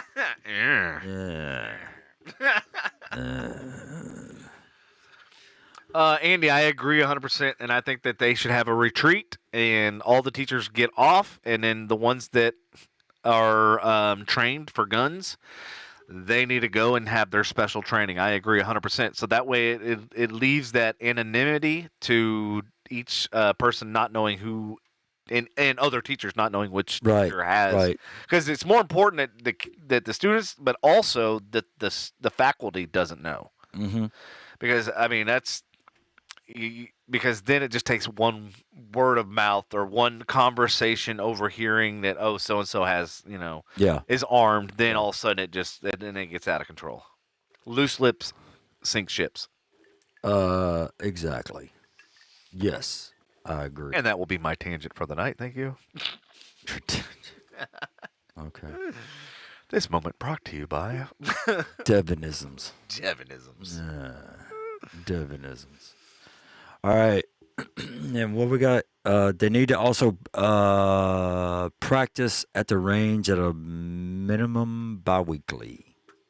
That's what Dr. Henning said. Dr. Henning. I don't know about twice a week. Or no, bi-weekly is every other week. Yeah, I agree with that. Yeah. Yep. And then mass shooting survivors filing a $100 million lawsuit against pop-up. Against pop-up. Against pop-ups? That's a fucking great lawsuit. I'll get behind that one. Yeah. Against Oxford schools. Yeah, I kind of touched on that. The Riley Franz, 17-year-old, and that Bella Franz, 14-year-old. Right, right. So the parents of those sisters Mm-hmm. Filed that lawsuit. Right. So how do you think that's going to go? Honestly, I think they're justified. The school did not do their due diligence. They did not handle it properly. And I hate to say it because I hate frivolous lawsuits, and I hate the fact that like shit like this is the reason why other rules get put in place to prevent lawsuits in the future. Right. Instead of fixing the problem, they want to fix the lawsuit. Right. And that's the shit that I hate because so I'll give you a perfect example of why I'm saying what I'm saying. Okay. So when I was younger, we used to go ride go-karts and rollerblade and all that sort of stuff at the Tarrant County Junior College, or TCC now. And then we used to have a good time, whatever. And then all of a sudden the signs came up, right? And they said, hey, no rollerblading, no biking, no jogging, no, like literally like, well, what the fuck can I do on campus? Like, exactly. Literally, that's what these signs. And I asked one of the security guards, I was like, hey, you've been here for years. You've seen us, riding go-karts and stuff. We're not destroying anything. We're not hurting anything. And he straight up told me, he goes, well, it's because of lawsuits. And I go, what do you mean it's because of lawsuits? He goes, well, somebody fell while they're on a rollerblade and they sued the fucking school. And then he said, yeah. And I'm like going, so their way of protecting themselves is not like protecting somebody from getting injured, is protecting themselves of getting a lawsuit. Right. And that's what I feel is going to happen with this is they're not going to protect themselves to make the schools better. They're going to protect themselves to prevent a fucking lawsuit. And that's where collectively society has failed as a whole, is because we do everything to cover your ass, but you're not doing anything to fix the fucking problem. You're only fixing things just enough so you don't get busted or you don't get in trouble. I got a solution for that. What's that? Take away the rollerblades. It's like taking away the guns, right? Taking away the guns, take away their fucking skates. Well, they kind of did. The rollerblades aren't a thing anymore. That's the solution right there. Somebody falls, crack their head open or whatever while they're on a skateboard, take away the skateboards. Right. I mean, that'll be the left side. Well, and that's the fucked up is like we grew up and we were able to stay out all night. We were able to go ride anywhere and not have to get permission or Yep. not have to worry about anything. Yep. Then all of a sudden, and I blame it on the McDonald's lawsuit. What, the coffee? I call it yes. Once that What? frivolous lawsuit happened, it opened floodgates of fucking lawsuit after frivolous lawsuit. And I'm not saying that lawsuit was frivolous. Don't get me wrong, because I Right. mean, she was justified. Like, I understand. It's fucking coffee. You knew what you were ordering when you ordered it. And it's hot. And it's hot. You know it's fucking hot. Then why grab it by the lid? And she spilled it on herself, which to me, that's And it, you're an idiot. and it scorched her. And it scorched her. But in her Wang. case, the reason why she won Right. or settled was because it shouldn't have been so hot that it would scald somebody. I'm like, Really? but then it wouldn't be called hot coffee. It would just be called coffee. That's Yeah, I know. But so this is what I call, and this is when I realized this is when the entire society started to fucking fall apart. And this is when we started raising panty waste. And this is when we started raising fucking the participation society. Yeah. Where, hey, congratulations, you showed up. You get an award because you showed up. That's not fucking award fucking winning. no. In the scheme of life, No. you don't get fucking participation fucking awards. I digress. An award in life is no, never mind. Yeah. I'm not going to say nothing. But Shit's getting me heated. I think What's up? when I first saw that, Uh-huh. the coffee, Oh, the coffee thing? Yeah. I mean, I know it's not in our story, but no. You're Yeah. I mean, you're just but talking I about think the that coffee. was the catalyst because I noticed as a young kid that's when things started really shifting, and not shifting for the better, but shifting for oh fuck, I'm a company, I need to cover my ass. You know what I mean? Right. And I've been at places. I've actually stayed in hotels where you cannot put the hot water on hot water because of fear of getting sued. God, that's stupid. Dude, I'm telling you. And Stupid. And you see, and I know you audience members and stuff, you've been to restrooms and you've seen where you can't control the hot water. Or if you can, it's not fucking hot. And all of that is because of these stupid, frivolous fucking lawsuits that happen. And I say the McDonald's thing is like the catalyst because once that happened, I noticed a huge shift in society as a Right. whole and like what we can and can't do. And it's not to protect you or to protect me. It's to protect the companies. It's to Right. protect their assets. And it goes back to what I was saying about people over products or profit and the environment above all, like above even that. Yeah. That's, and Andy's like, yeah, fuck, Devin, you don't want to make a profit. No, it's not about not making a profit. You can still make a profit, but just don't do it off the backs of other people. And Right. don't do it where it makes other people suffer. Don't do it where you're getting all these bonuses and royalties and all that shit. Meanwhile, this person can't even fucking pay their, electric bill. Or they can't even, perfect example, Google, YouTube. Like, look at them. There's people that are living in campers on site so that they can show up to work because they can't afford to actually buy a house. They can't afford to have an apartment. And this is fundamentally what's fucking wrong with society. And this is exactly what's wrong with all these tech companies and everything else. It's like, okay, look at these executives. They're flying in their jets. They're like, living the lavish life. But meanwhile, the people that provide them with the bodies and with the knowledge and with the work and the wherewithal, Yep. they're struggling. Meanwhile, the person at the fucking top, I literally had this conversation with a buddy of mine, Jamie. He was talking about, he sent a picture of the lines at Kroger. He goes, why can't y'all fucking hire people during the holiday season or whatever to, run the registers and blah, blah, blah. And I was like, Jamie, like that has been going away for the last 10 years. Like, where the hell you been? That's been going away slowly.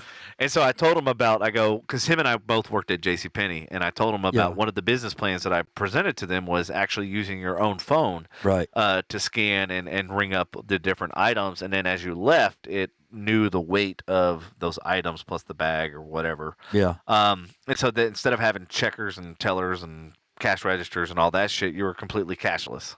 So as far as getting robbed and all that stuff, you're getting robbed at gunpoint. Who are you going to rob? Nobody has cash. There's no register. And then basically all the people that were associates, all they're doing is just checking the bag, make sure you have all the, like kind of like when you go to Sam's Club. Right. They verify you have 12 items on your receipt, you have 12 items in the bag, and then fucking you're on your merry way. Yeah. So I told him, I go, well, you know, if they had this, you know, cashless system, you know, and I had the I sent this out in 2007. I can't remember. Anyways, it was a long fucking time ago, and it's still, this shit still hasn't happened. And I said, well, if you had, you know, the service that I, you know, presented to JCPenney and a couple other companies, I was like, you could have just scanned your shit and walked right out the door, and not have to wait in line. Right. And he was like, well, then that means I have to pay more because of the technology. I go, no, because you're using your phone. Like, the company itself has to pay nothing, like, literally. And I told him, I go, the cost is $150, period. That's for the life of using this product and using this. And I go, you're not having to pay for any other advancements. I go, you're saving money on electricity because you don't have a cash register. You don't have, you don't have people there, so you don't, your labor goes down. I go, but here's the problem. I go, the prices will stay exactly the same. You know why? Because that means the executives who came up with the idea, quote unquote, will get bigger paychecks. You want to know why I know that? Why? Because their shareholders will say, "Oh my God, like your profit and loss, your P&L, you're now making way more profit than you used to, and your cost or your EBITDA is now lower. So guess what? They're funneling more money. Your stock goes up, and guess who gets all that money? Stock owners or the CEO, the executives, the C-levels." And so, and that's what I told him. I said, the problem is the trickle-down effect will never happen. It will never happen to us as consumers because the greed and the greedy will always get fed, and that's unfortunate, but that's the problem. One of the fundamental problems with our society, one of the fundamental problems with corporate structures and everything else, it's all about numbers. I've been there, done that. I've seen it. I've worked on it. I automated it, and I innovated it. So, like, I've been in and around it. I've seen it firsthand. I know that, like, literally one of the CEOs of AT&T walked away with a severance package that you and I would, like, fucking just die to have, and, like, yeah. It doesn't matter what company, it doesn't matter what industry, it doesn't matter where the people at the top. This is an ongoing thing. They make profits, they benefit the most. Well, now there are a few companies that will trickle it down, but like perfect example, my dad, you know, been with the same company since 2001, or actually no, before that, since 97 and 96. Yeah, just finally got a raise and a promotion fairly recently. Wow. After, what, 30 fucking years? Damn. Yeah. And I told my dad, I give him shit all the time. I go, Dad, every fucking job I've had, I've got a promotion and a raise. Fuck you, Devin. Fuck you, man. And then you hear your mom, fuck you, Devin. Shut up, Devin. God. Right? Shut up, Devin. Yeah. Well, I mean. Anthony said, hey, Anthony. Yeah, hey, Anthony, how you doing? He said, no one wants to take responsibility. Oh, no, they don't. What was I going to say? I was going to say... I don't know, you were going to say something profound. Before, I no. could feel it. Before nope, before COVID, before COVID, nobody really had an issue of you know, working. You know what I'm saying? Yeah. And then after COVID and everybody's beginning to see it, about corporate levels, CEOs and CFOs and COOs and all that shit. You know what? I think I figured it out. Really? Yeah, I did. I figured it out. So how'd you figure it out? So what it is? I look excited, huh? I know. So when everybody was given not everybody, because I was not privy to it, but a lot of Yeah. people were given the stimulus and they were given a lot of these different resources for money and stuff like that. Well, what I've come to find out that not my generation, I don't know, I'm not 100% certain, but I know the younger generation and millennials, they utilized a lot of that money into, excuse me, the stock market. They utilize certain apps Mm-hmm. to make that money make them more money. They realize they can make in one day working in a stock market, buying and selling trade, Right. more than they can at a cash register, flipping a burger. They realize, well, why do I need to work when I can sit at home and make my money make money? See, that's the fundamental problem with these companies as a whole, that think that they can entice somebody at $15 an hour. Multiply that times 8. Yeah. If I can make more than that sitting at home on the fucking stock market, what is my incentive to go into your office? What is my incentive to go show up? There is none. There isn't.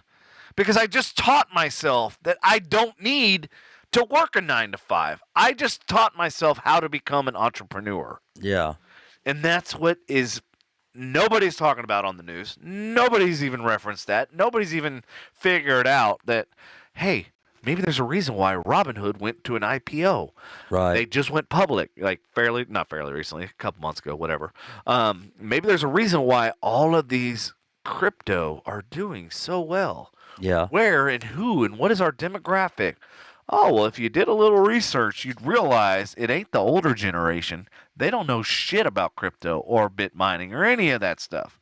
Or blockchain and everything else. They don't know any of that stuff. So somebody does.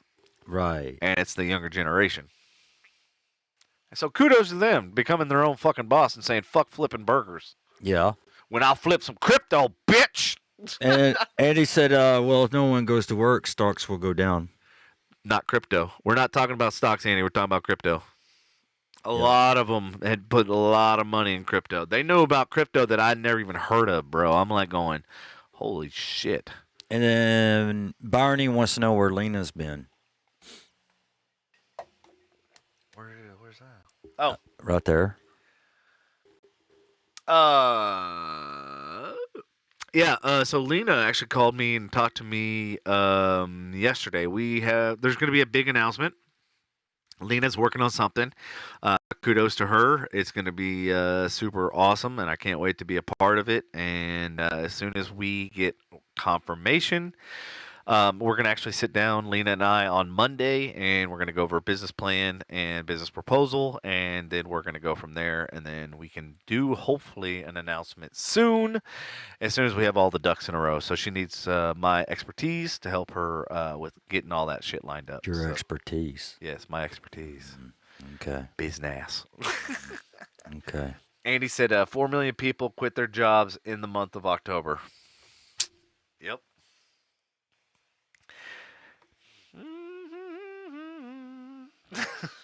I'm quiet on that one. Yeah.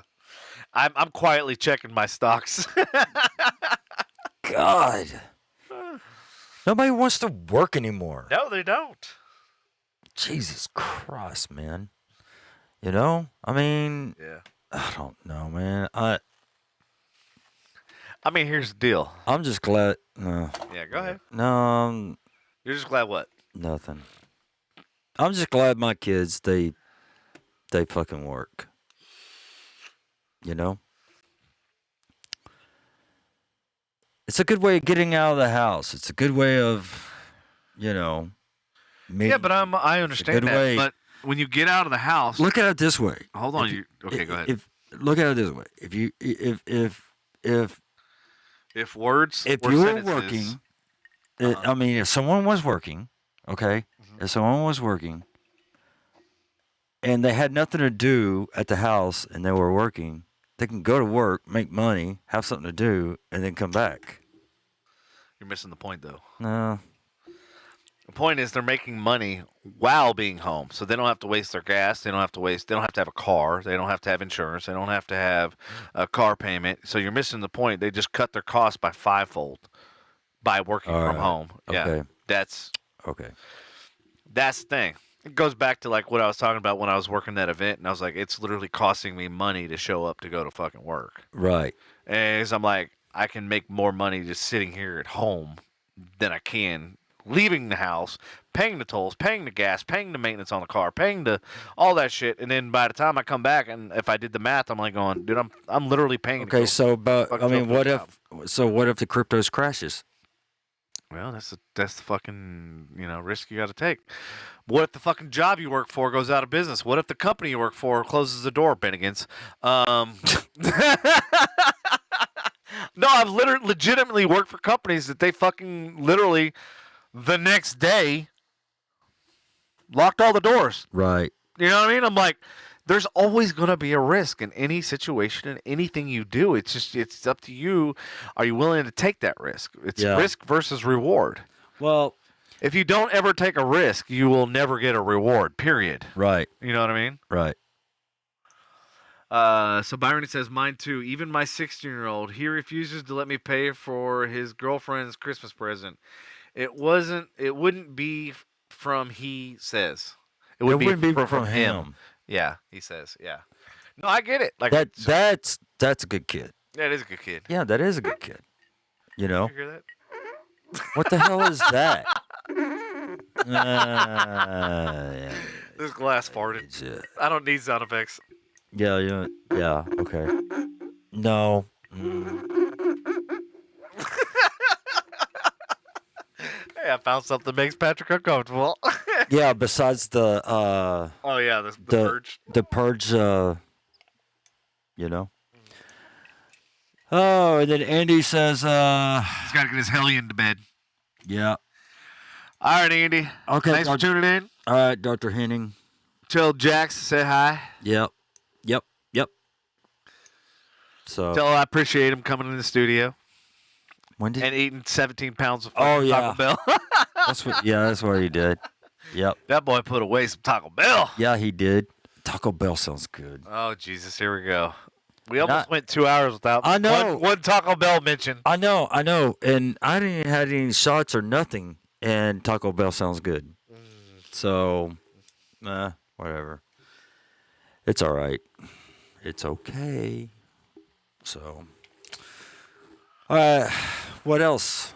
Spam sales hit record high for the 7th straight year in 2021. Hormel Foods CEO says, "Who in the fuck is eating spam? Like for real? I want to know. Look, who in the audience is eating fucking spam? Judith, she's a new listener. Judith, yes, we love you. She's a new listener. We gotta take a shot. All right, sir. Wow, we go in 2 hours and we gotta take a fucking shot. Finally. All right, do you want to do this? Or you want to do something else? No, I want to try that one. Okay, cool. If that's cool. Here's a good shot glass. Or I think both these are clean. what? We never drank out of these. Oh, we didn't? Okay. No. All right, Judith. Well, welcome to the show. Hopefully you've been kind of watching and listening to what we were talking about and shit. Yep. We're trying to have a little structure tonight. Here you go. Try. Try. Even though I was late. Not late. Yeah, I was a little late. Only a couple minutes, though. Yeah. Yeah. So, anyway. So, cheers to Judith, our new listener. Tune in. Yep. Oh, yep. Oh, yeah. Yep. There you go. I just realized, where's Alex tonight? Alex, our Greek friend. Oh. I hope he didn't feel Damn, bad. that's strong. Oh, no, that's beautiful. Yeah. It does taste better chilled, by the way. And, Judith, you're welcome. So. That's awesome. There you go. God, I wish I had a chaser. Yeah, well, we need to make a Sam's Club run. Oh, we do? Yeah. Okay. All right. At some point.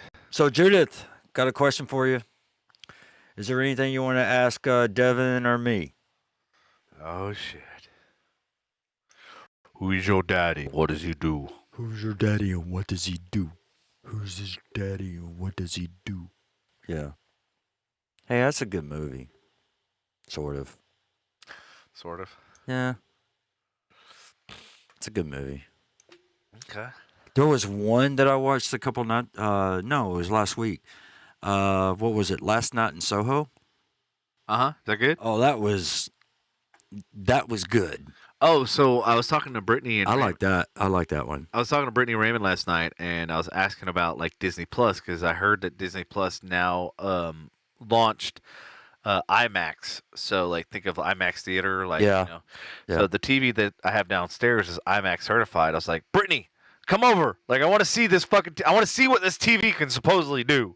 Yeah. Because I'm like everything we've been watching is like 1080p. It's not 4K. It's not like Right. Right. Like I want to see how this shit is all. Yeah. Judith said she has no questions yet. No questions. Well, maybe if you keep watching, you'll have some questions. So, anyway. Damn, everybody's quiet. Everybody is quiet. I know. What's up with that? Yeah, what's up with that? It's quiet. It's one day before Friday, y'all. Y'all should be all like really happy. Celebrating. Yeah, y'all should be like happy and shit. You know? Oh, I heard today, and I haven't been able to pull up the article or anything to verify, but apparently, hold on. Apparently what? Apparently what? Apparently, Carol Baskin killed her husband, whacked her. Oh, there you Miss go. me? That is it now really happened. suing Fed 'em Netflix. Tigers, they snacking. What's happening? Carol Baskin. So apparently, she is suing Netflix. She did not sign any waivers or any releases for the season 2, and she was shocked and amazed that there was even going to be a season 2 of Tiger King on Netflix. So now, Wow. so she was on Dancing with the Stars, right? No, I didn't know that. Okay, so she was actually brought on Dancing with the Stars. Now, supposedly, I haven't been able, like I said, I haven't been able to verify this yet. She's been given her own show. What? Yes. What's it gonna be called? Carol fucking Baskin? It's right. It's literally gonna fucking make Joe like lose his fucking shit. Oh yeah. Both right before Joe Exotic and our Joe. Yeah. And right before, Exotic is in North Carolina or South Carolina or something like that. Yeah. Because he has cancer. Right. And it's gonna just make him die quicker. Fuck yeah, it is. It's gonna piss his ass off. He's probably gonna end up having a heart attack. What the fuck is this? Carol fucking Baskin. Goddamn Carol Baskin. Carol fucking Baskin got her own damn TV show. It's going to be called Tiger Queen. Tiger Queen.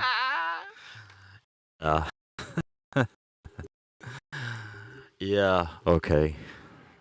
Yeah. I bet you everybody will line up for that one and watch it. Right. Her ratings is gonna. Carol Baskin is my hero. No, I don't think so. Carol Baskin is my hero. Carol Baskin is not my hero. Oh shit! Who's that? It's about to drop.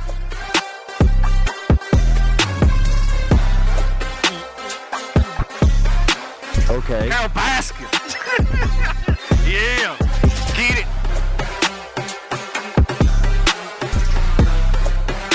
Oh, we're still getting fucking penalized for this. Carol Baskin. Was that him? That was not part of the song, by the way. I just had to end the song, so I had to hit something else, and that was Oh yeah. Oh. Carol Baskin. Yep, that's Joe Exotic. And then Anthony said he's gonna set his DVR now. Oh, well, Baskin did kill her husband. Yeah, she did. Yeah. Well, we all know Baskin did it. She's like maybe she's the one that got a hold of Epstein too. What? Wouldn't that be a fucking right? The twist, the plot twist. So that would be a twist It wasn't Hillary. It was Carol fucking Baskin. Carol fucking Bitch. that damn bitch. That damn bitch. That damn bitch, Carol fucking Baskin. That damn bitch comes into Oklahoma. And she tries to take my cats. Shit. Yeah. Shoot her right in the face. Oh. Is that what Exotic said? Yeah, I think he said something like he wanted to, like. I mean, you heard all that stuff. Like he basically tried to put a hit on her, and she may or may not have called PETA and a couple other places to basically get him. Right. Yeah. I thought he was feud. I thought he was the president of her fan club. Yeah, I call bullshit on that as well. Just saying, I call bullshit on that. I think Anthony should be the president of Carol fucking Baskin's fan club. I think it should be. Yeah, I think he should be. Carol fucking Baskin. I mean, hell, he already said he's going to set his DVR for it. People still have DVRs. You got a DVR there, Anthony? Yeah. Does it come with a cassette player? Does it come with a VCR with your DVR? You get Barney to be Carol Baskin's vice president. There you go. Yeah. Byron's vice president of Carol fucking Baskin. Carol fucking Baskin fan club. Damn right. Hell yeah. Yep. Oh yeah. See, Anthony said that her number one fan. Is he like talking like Korean now or something? I heard number one fan. Apparently. Oh, okay. All right. It's racist. Yeah, it is. Sorry. My bad. I'm sorry. It's all to the good, my friend. Nah, yeah, it's all right. Eh. Yeah. So, anyway, let's get back to Carol Baskin. What about Carol Baskin? I like talking about that bitch. I don't want her coming after us. No, She's already going after Netflix. Well, and Netflix got Netflix money. Well, that's fine. She can come after FU podcast. Did you see the new Tiger King? No, I haven't seen Well, it. you can't fucking talk about it. No, well, I can still talk about Baskin because, I don't know. Baskin Robbins, they got 32 flavors. Did you know the BR is part of the 32? Yeah. Because, that's hot. I mean, yeah. You know, Yeah. I don't know. Yeah? Right. I don't know. The first time I saw her, she just looked, she just looks like a bitch. Did she look like the person you just want to punch in the face? Uh-huh. Yeah, she just has that punchable face. She does. She has a punchable face. Yeah. Kind of like Will Ferrell does in Step Brothers. I don't know what it is. It just makes me want to punch you right in the face. It makes me want to punch you in the suck hole. Yeah, there's a few people I've met. I was like, God, there's something about you. I just want to punch you right in the face. You just have that punchable face. Right. I mean, there's a lot of people. There's a lot of people that I've seen just today. You know, just maybe drivers on the freeway. Drivers on the freeway. You ever seen a car that you just want to punch right in the face? No. I've seen a car where I just want to ram my car up their fucking tailpipe. Right? Just, you know. Oh man, yeah. And then the people when I went to go have tests on the HEB, HEB hospital, I just. There's people at the hospital who want to punch the face. Oh, God. I mean, okay, where do I sign now? Okay, what line? Oh, the one with the X. Okay. What line again? Oh, the one with the X. The one that's highlighted?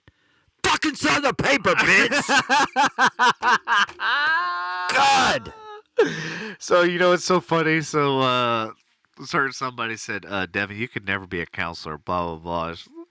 For that same reason, right? I can't see you as a counselor. I mean, I can listen, but I'm like, I just don't deal with stupid. Just like you with the fucking pen and signing the guy. Oh, my God. That's the way I am with stupid people. Like, I can't. Man, I was like five people back, man. If I'm dealing with a 3-year-old or a 5-year-old, then I have all the patience in the world because there's you have a reason to be stupid. But when you're in your 30s, 40s, 50s, 60s, you got no fucking reason to be dumb. Right. Well, And even worse, I don't know. Hold on, though. even Because- worse is when they're fucking millennials and they're on their phone all the fucking time. And I go, you literally have a goddamn library tenfold of anything that I could ever want to walk into when I was growing up in your fucking fingers. Then why are you so stupid? Okay, why well- are you so dumb? Why? Why? Because Why? they're stupid and they didn't ask to be born. Oh, I brought that up too. That was yeah. Yeah. Okay. But I mean, hold on though. I mean, the stupid part, you said 50s and 60s, 70s, and all that. Yeah. Sometimes in the 60s and 70s, even in the 50s, sometimes you have to excuse a little bit because I mean, you never know that they might have onset of the nasty disease in the brain. Yeah. You never know that. But this lady, she had it together. Where do I sign again? Where do I sign? Well, the problem is, and yes, you do have an argument. Like, yeah, you don't know if you're walking into somebody you don't know. Like, you don't know, like, their experiences and stuff like that. Yeah, and I have complete patience for that. But people I do know that I know are a lot smarter and more intelligent than they're putting out to the universe. I'm like, I have no talking patience. about me. Why is everything got to be about you, Patrick? Because some of the shit you say, man. It's striking nerve. Sometimes. But sometimes I'm sharp and sometimes I'm not. I'm just like. I get it. And like me tonight, I was learning and stumbling on words when I was sober, and now that I've been drinking, I'm fucking on point. Yeah. Maybe that helps a little bit. I don't know. You might be right. I don't know, man. Smoke a little bit of weed and you'll be doing everything right. No, I'll be fucking sleeping. I'll be like, I'll be sleeping too. yeah. Shit. Take some vinegrin and smoke weed. Oh, Jesus. Yeah. Does anybody want to know anything about good drugs? It's all fake news. It's phony stuff. It didn't happen. Yes, we don't need to know about that. No, I'm talking about prescribed drugs. Anthony Not said, illegal. I had coworkers who would act dumb so they wouldn't have to do their job. Yes, and that's the shit that I hate. Because I'm like, I know, motherfuckers, y'all are smarter than you're putting on. And if you're not, then you need to fucking... Yeah. You need to fix that shit anyway. Yeah, just go. Yeah, there was, Anthony, there was some that I worked with at my job. Yeah, go ahead. That, I will say, having Yeah. worked with a lot of different demographics this past week, that week-long event that I did, yeah. there was a lot of controversy and a lot of shit that hit the fan. And I had a lot of executives coming up to me and asking what my opinions and what my thoughts were. This is a fucked up operation you got here. No, well, It could be ran better than this. It could, yeah. yeah, well, I mean, granted, It's unorganized.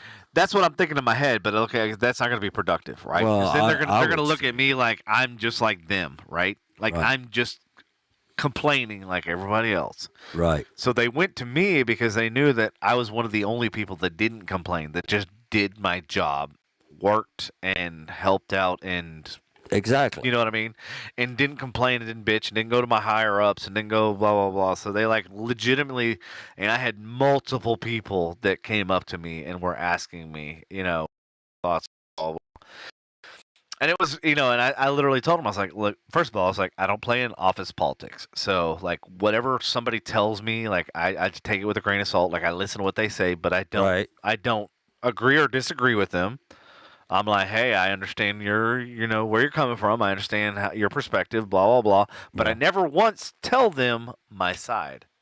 Because once I tell them my side, then now they have something to use against me, right? Right. So that's what I told them. I mean, I didn't go into that whole elaborate detail. I just literally said I don't play in office politics.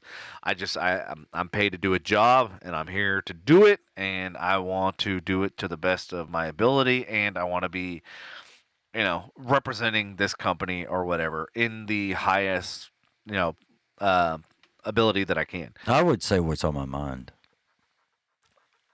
It's what There's a time. I've done that so many times. I know, but there's a time and a place, and you got to know the time and you got to know the place.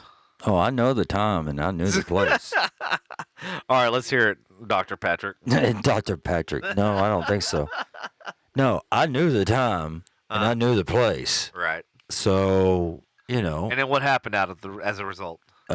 He picked up my badge off the ground and told me, "Oh no, you're not gonna fuck me today." Gave me back my badge and I went back to work. So what you're saying is nothing got resolved. Hell no. You think anything got resolved out there? Look at him now. So to my point, your method did not work.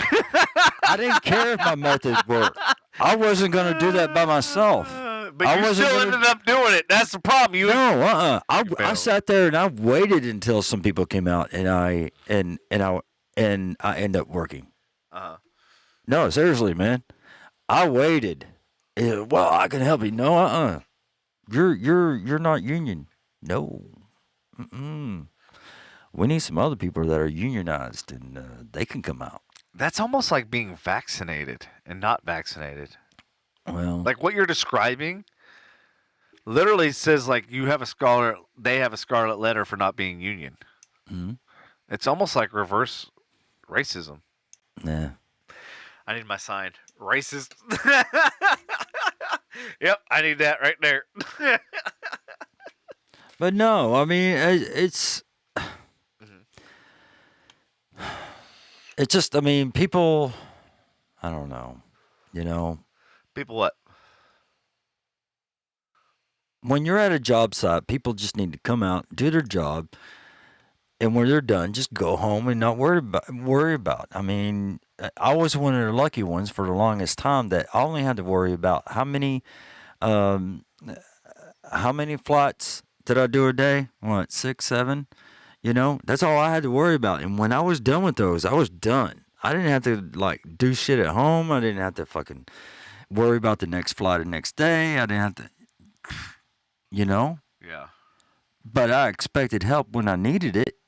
And, there were some people out there that didn't care about coming out and giving other people a hand and all that, I mean, you can just see them walking around the terminal and just looking to see if somebody is out there helping you, Yeah.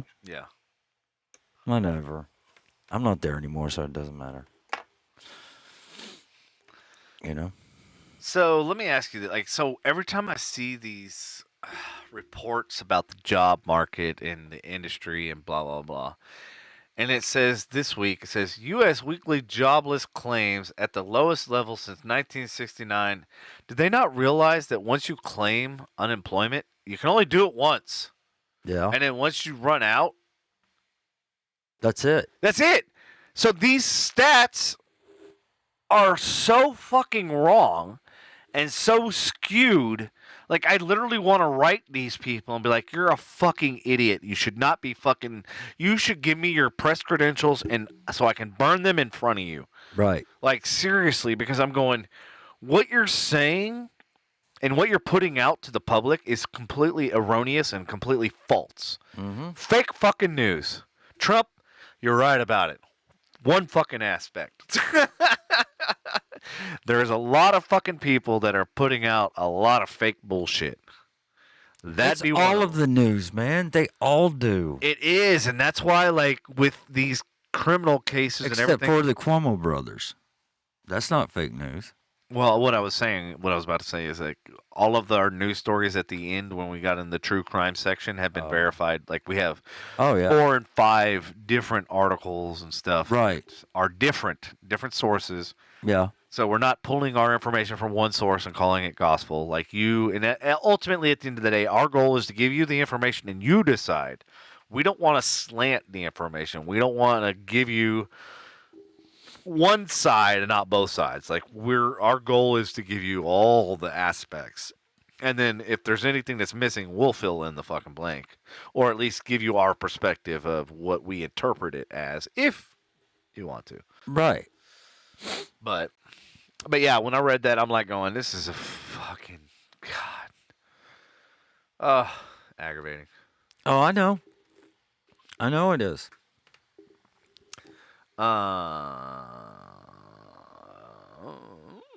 What? Huh? Well, I was just trying to find like national news since we completely didn't really have any other than that Omicron. Yeah. Well, we've been going almost 2.5. Well, that's good. Yeah. That's good. That's good. That's good. That's good. Oh, have you heard anything about the? No. Cool. I don't know. It's another court case that kind of like has not been mentioned too much. Oh, yeah? What court case? It's the Kim Potter trial. Experts sound off on mistaking the handgun for the taser. I think we need to talk about that next week. Okay, well, yeah, we can talk about that. We can talk about it Tuesday. Yeah. So, you know. So yeah, let me save that or open in a new tab, and then I'll save that for next week. Yeah. So if y'all in the audience, if y'all can think of any cases y'all want us to talk about, or any things that you want to hear more information on, let us know, and we will do our best to pull. Right now we have probably close to 700 sources that we're pulling news from. So. We're not just pulling from Fox and CNN and all that shit. We're pulling from legitimate news organizations from around the world. So with my press credentials, we have access to a lot from multi-countries, multi-nation, facets. So that's where we're pulling. Multi every fucking thing. Multi everything up in this bitch. And I guarantee on Tuesday, we're going to be way more organized than we were today. Well, that's... We literally had like 30 minutes and you weren't here, and it was one big clusterfuck. I was not expecting to be where I was at for 4 or 5 hours. Dude, I got nervous at around 5 o'clock. I hadn't heard from you, and I knew you weren't here. I was like going, where the fuck is Patrick? Yeah, well, I mean, I wasn't... dude, I'm telling you, man. I tried to reschedule that, and they said, nope, And so the doctor wanted all that stuff, and so I said, fine. And I had to have the,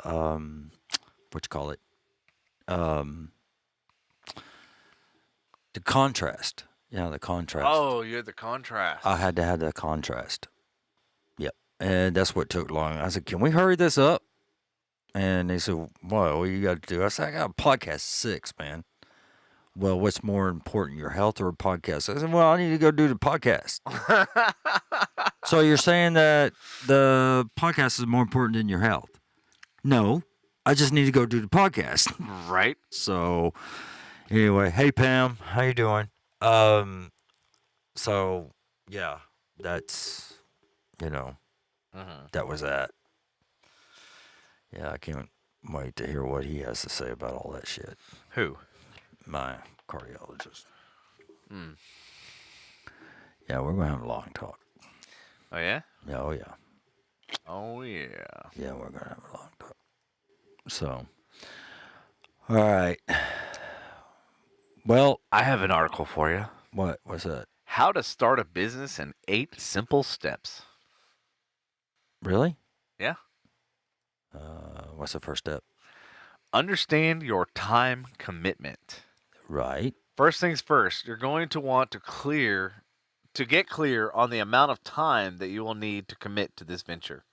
Right. You need to be realistic here and make sure you're willing to devote the time and resources that will be required to get it off the ground. So this is basically what I'm going to be having with Lena. Oh, yeah? And then number 2, iron out your idea. Mm-hmm. Okay. Few ideas are winners straight out of the gate. The best ideas require fine-tuning in order to refine them. Uh-huh. Your goal is to polish that rough idea and turn it into a solid plan. So start brainstorming. So start. Did she already start? I'm not sure. We'll find out. I'm going to send her this fucking link. Oh, yeah. Number 3, do your market research. Yes, this is Yes. this is one of probably the most important. This is what I tell any clients, especially websites, whatever. Right. Likewise, you'd be surprised how many entrepreneurs dive into a business launch without conducting any research first. Before you invest your time and your money into a venture, you want to assess the market demand and get some real world customer validation. With a restaurant, for example, this would mean surveying the locals and the community. Next, you want to set up a stall at a local farmer's market. If there's enough interest, you could then move into a food truck to further refine your offering and gauge customer demand. Finally, you'd open up a restaurant. Uh-huh. Assessing demand as you grow allows you to test the waters and pivot when necessary, giving you a chance to refine your product or service before you dive in. Right. Number 4. Well, can you guess what it is? Uh, I'm going to test your entrepreneurship. This one, number 4, is probably most people's number 1. I'm going to just put it out there. what? So it's funny how people don't understand, and there's people that I know very near and dear that think they've been running companies, but they haven't. Right. And if they listen to this, they'd understand what I mean when I say that. Exactly. So number 4, what do you think it is? Mm, What does the audience think it is? I don't know. What is it? Pam Huffaker Belder says, "Hey Patrick." Oh yeah. Yeah. I already said hey to Pam. Okay.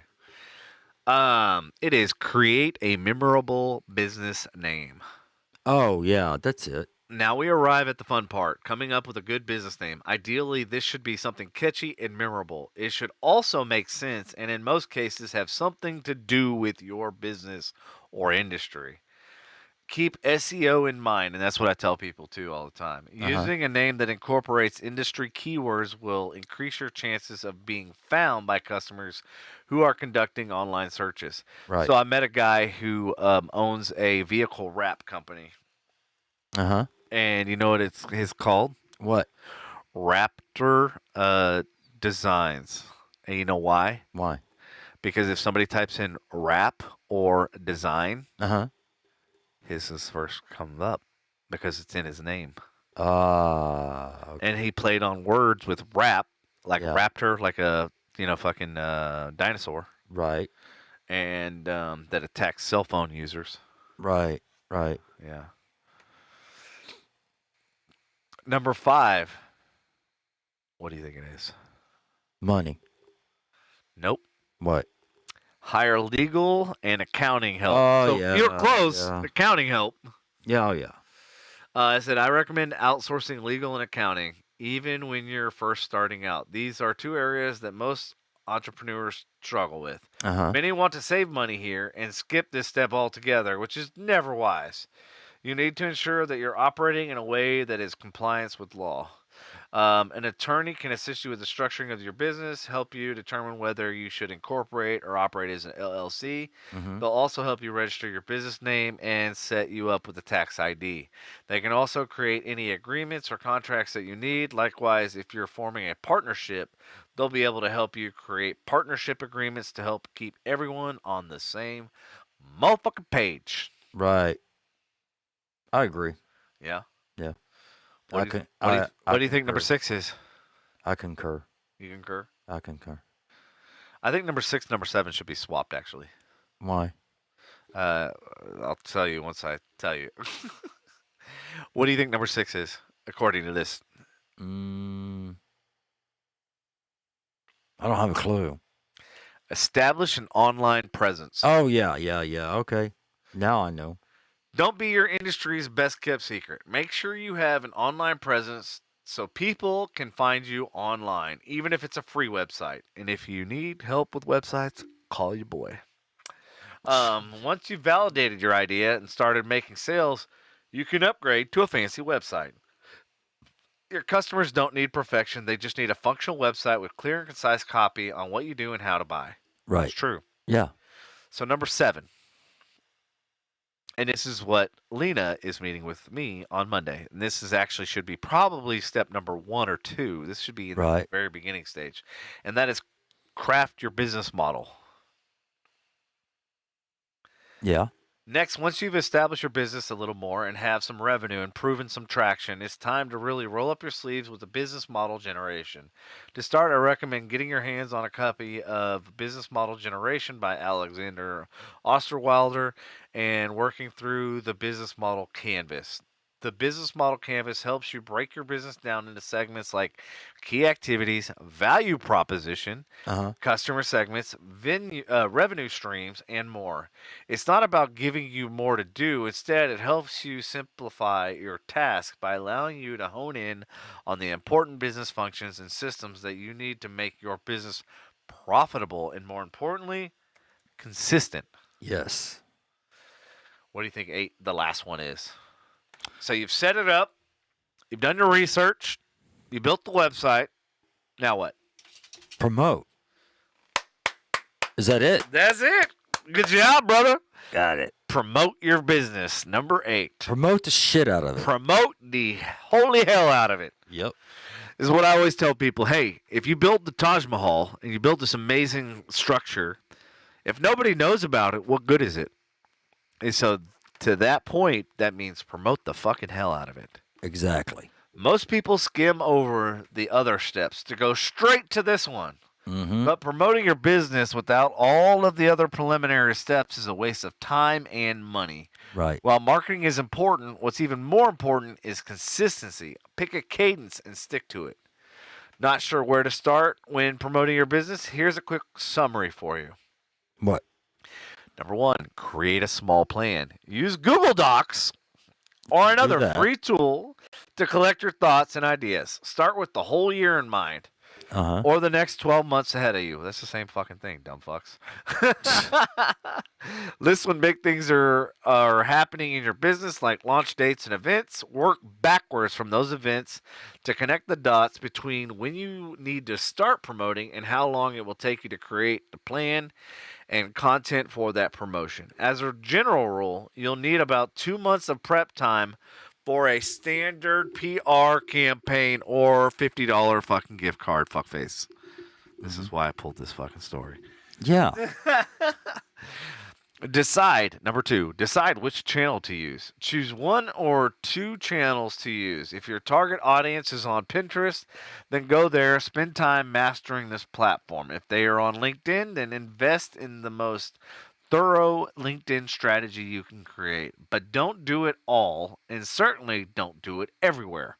Focus your efforts. 1 channel at a time is enough. So it's like going back to what I said, like laser focus, pinpoint.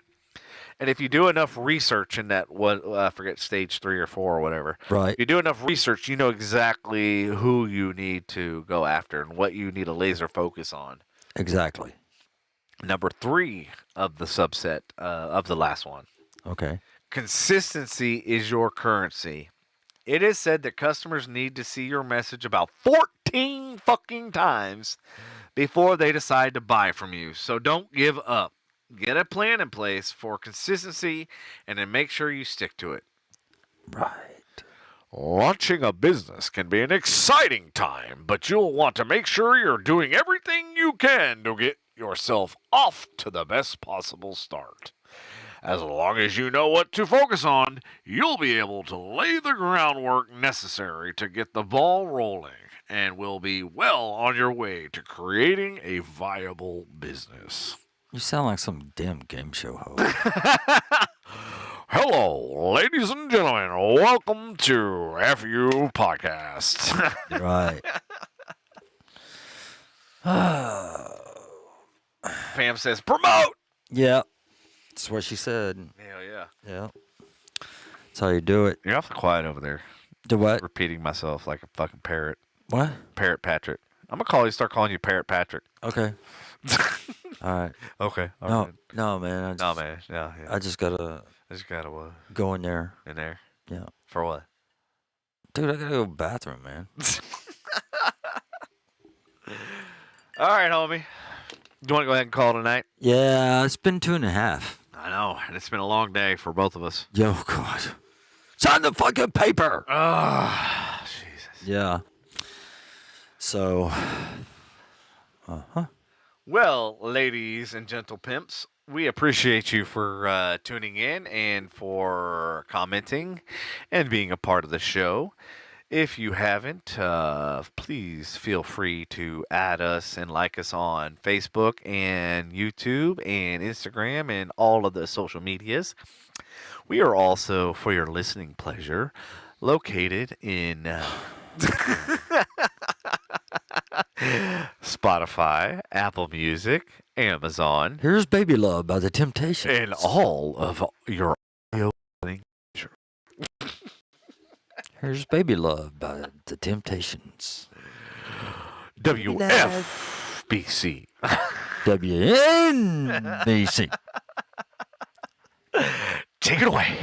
Yeah. Yeah. All right, guys. We appreciate you tuning in.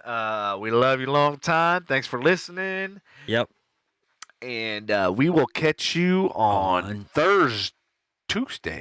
Shit. Tuesday. That's right. Today's Thursday. Yeah. All right, we'll catch you on Tuesday when Dr. Andy Henning will be in the studio wearing his scrubs Uh-huh. in full medical. Mm-hmm. Hell, I might as well just get him a blow-up doll. He can do some demonstrations. He will be bringing in Sally, the blow-up doll. Sally the Love Doll. Okay. He's going to be teaching us all of the ins and outs. See, look, it echoes. Hello, hello, hello. Hello, hello. Sally, Sally, Sally, Sally. Yeah. Want to go for a ride. Damn, that thing's been fucking bunch of times. All right. All right, everybody. Thank you for tuning in. I love you a long time, and we will catch you on Tuesday. All right. Catch you on the flip side.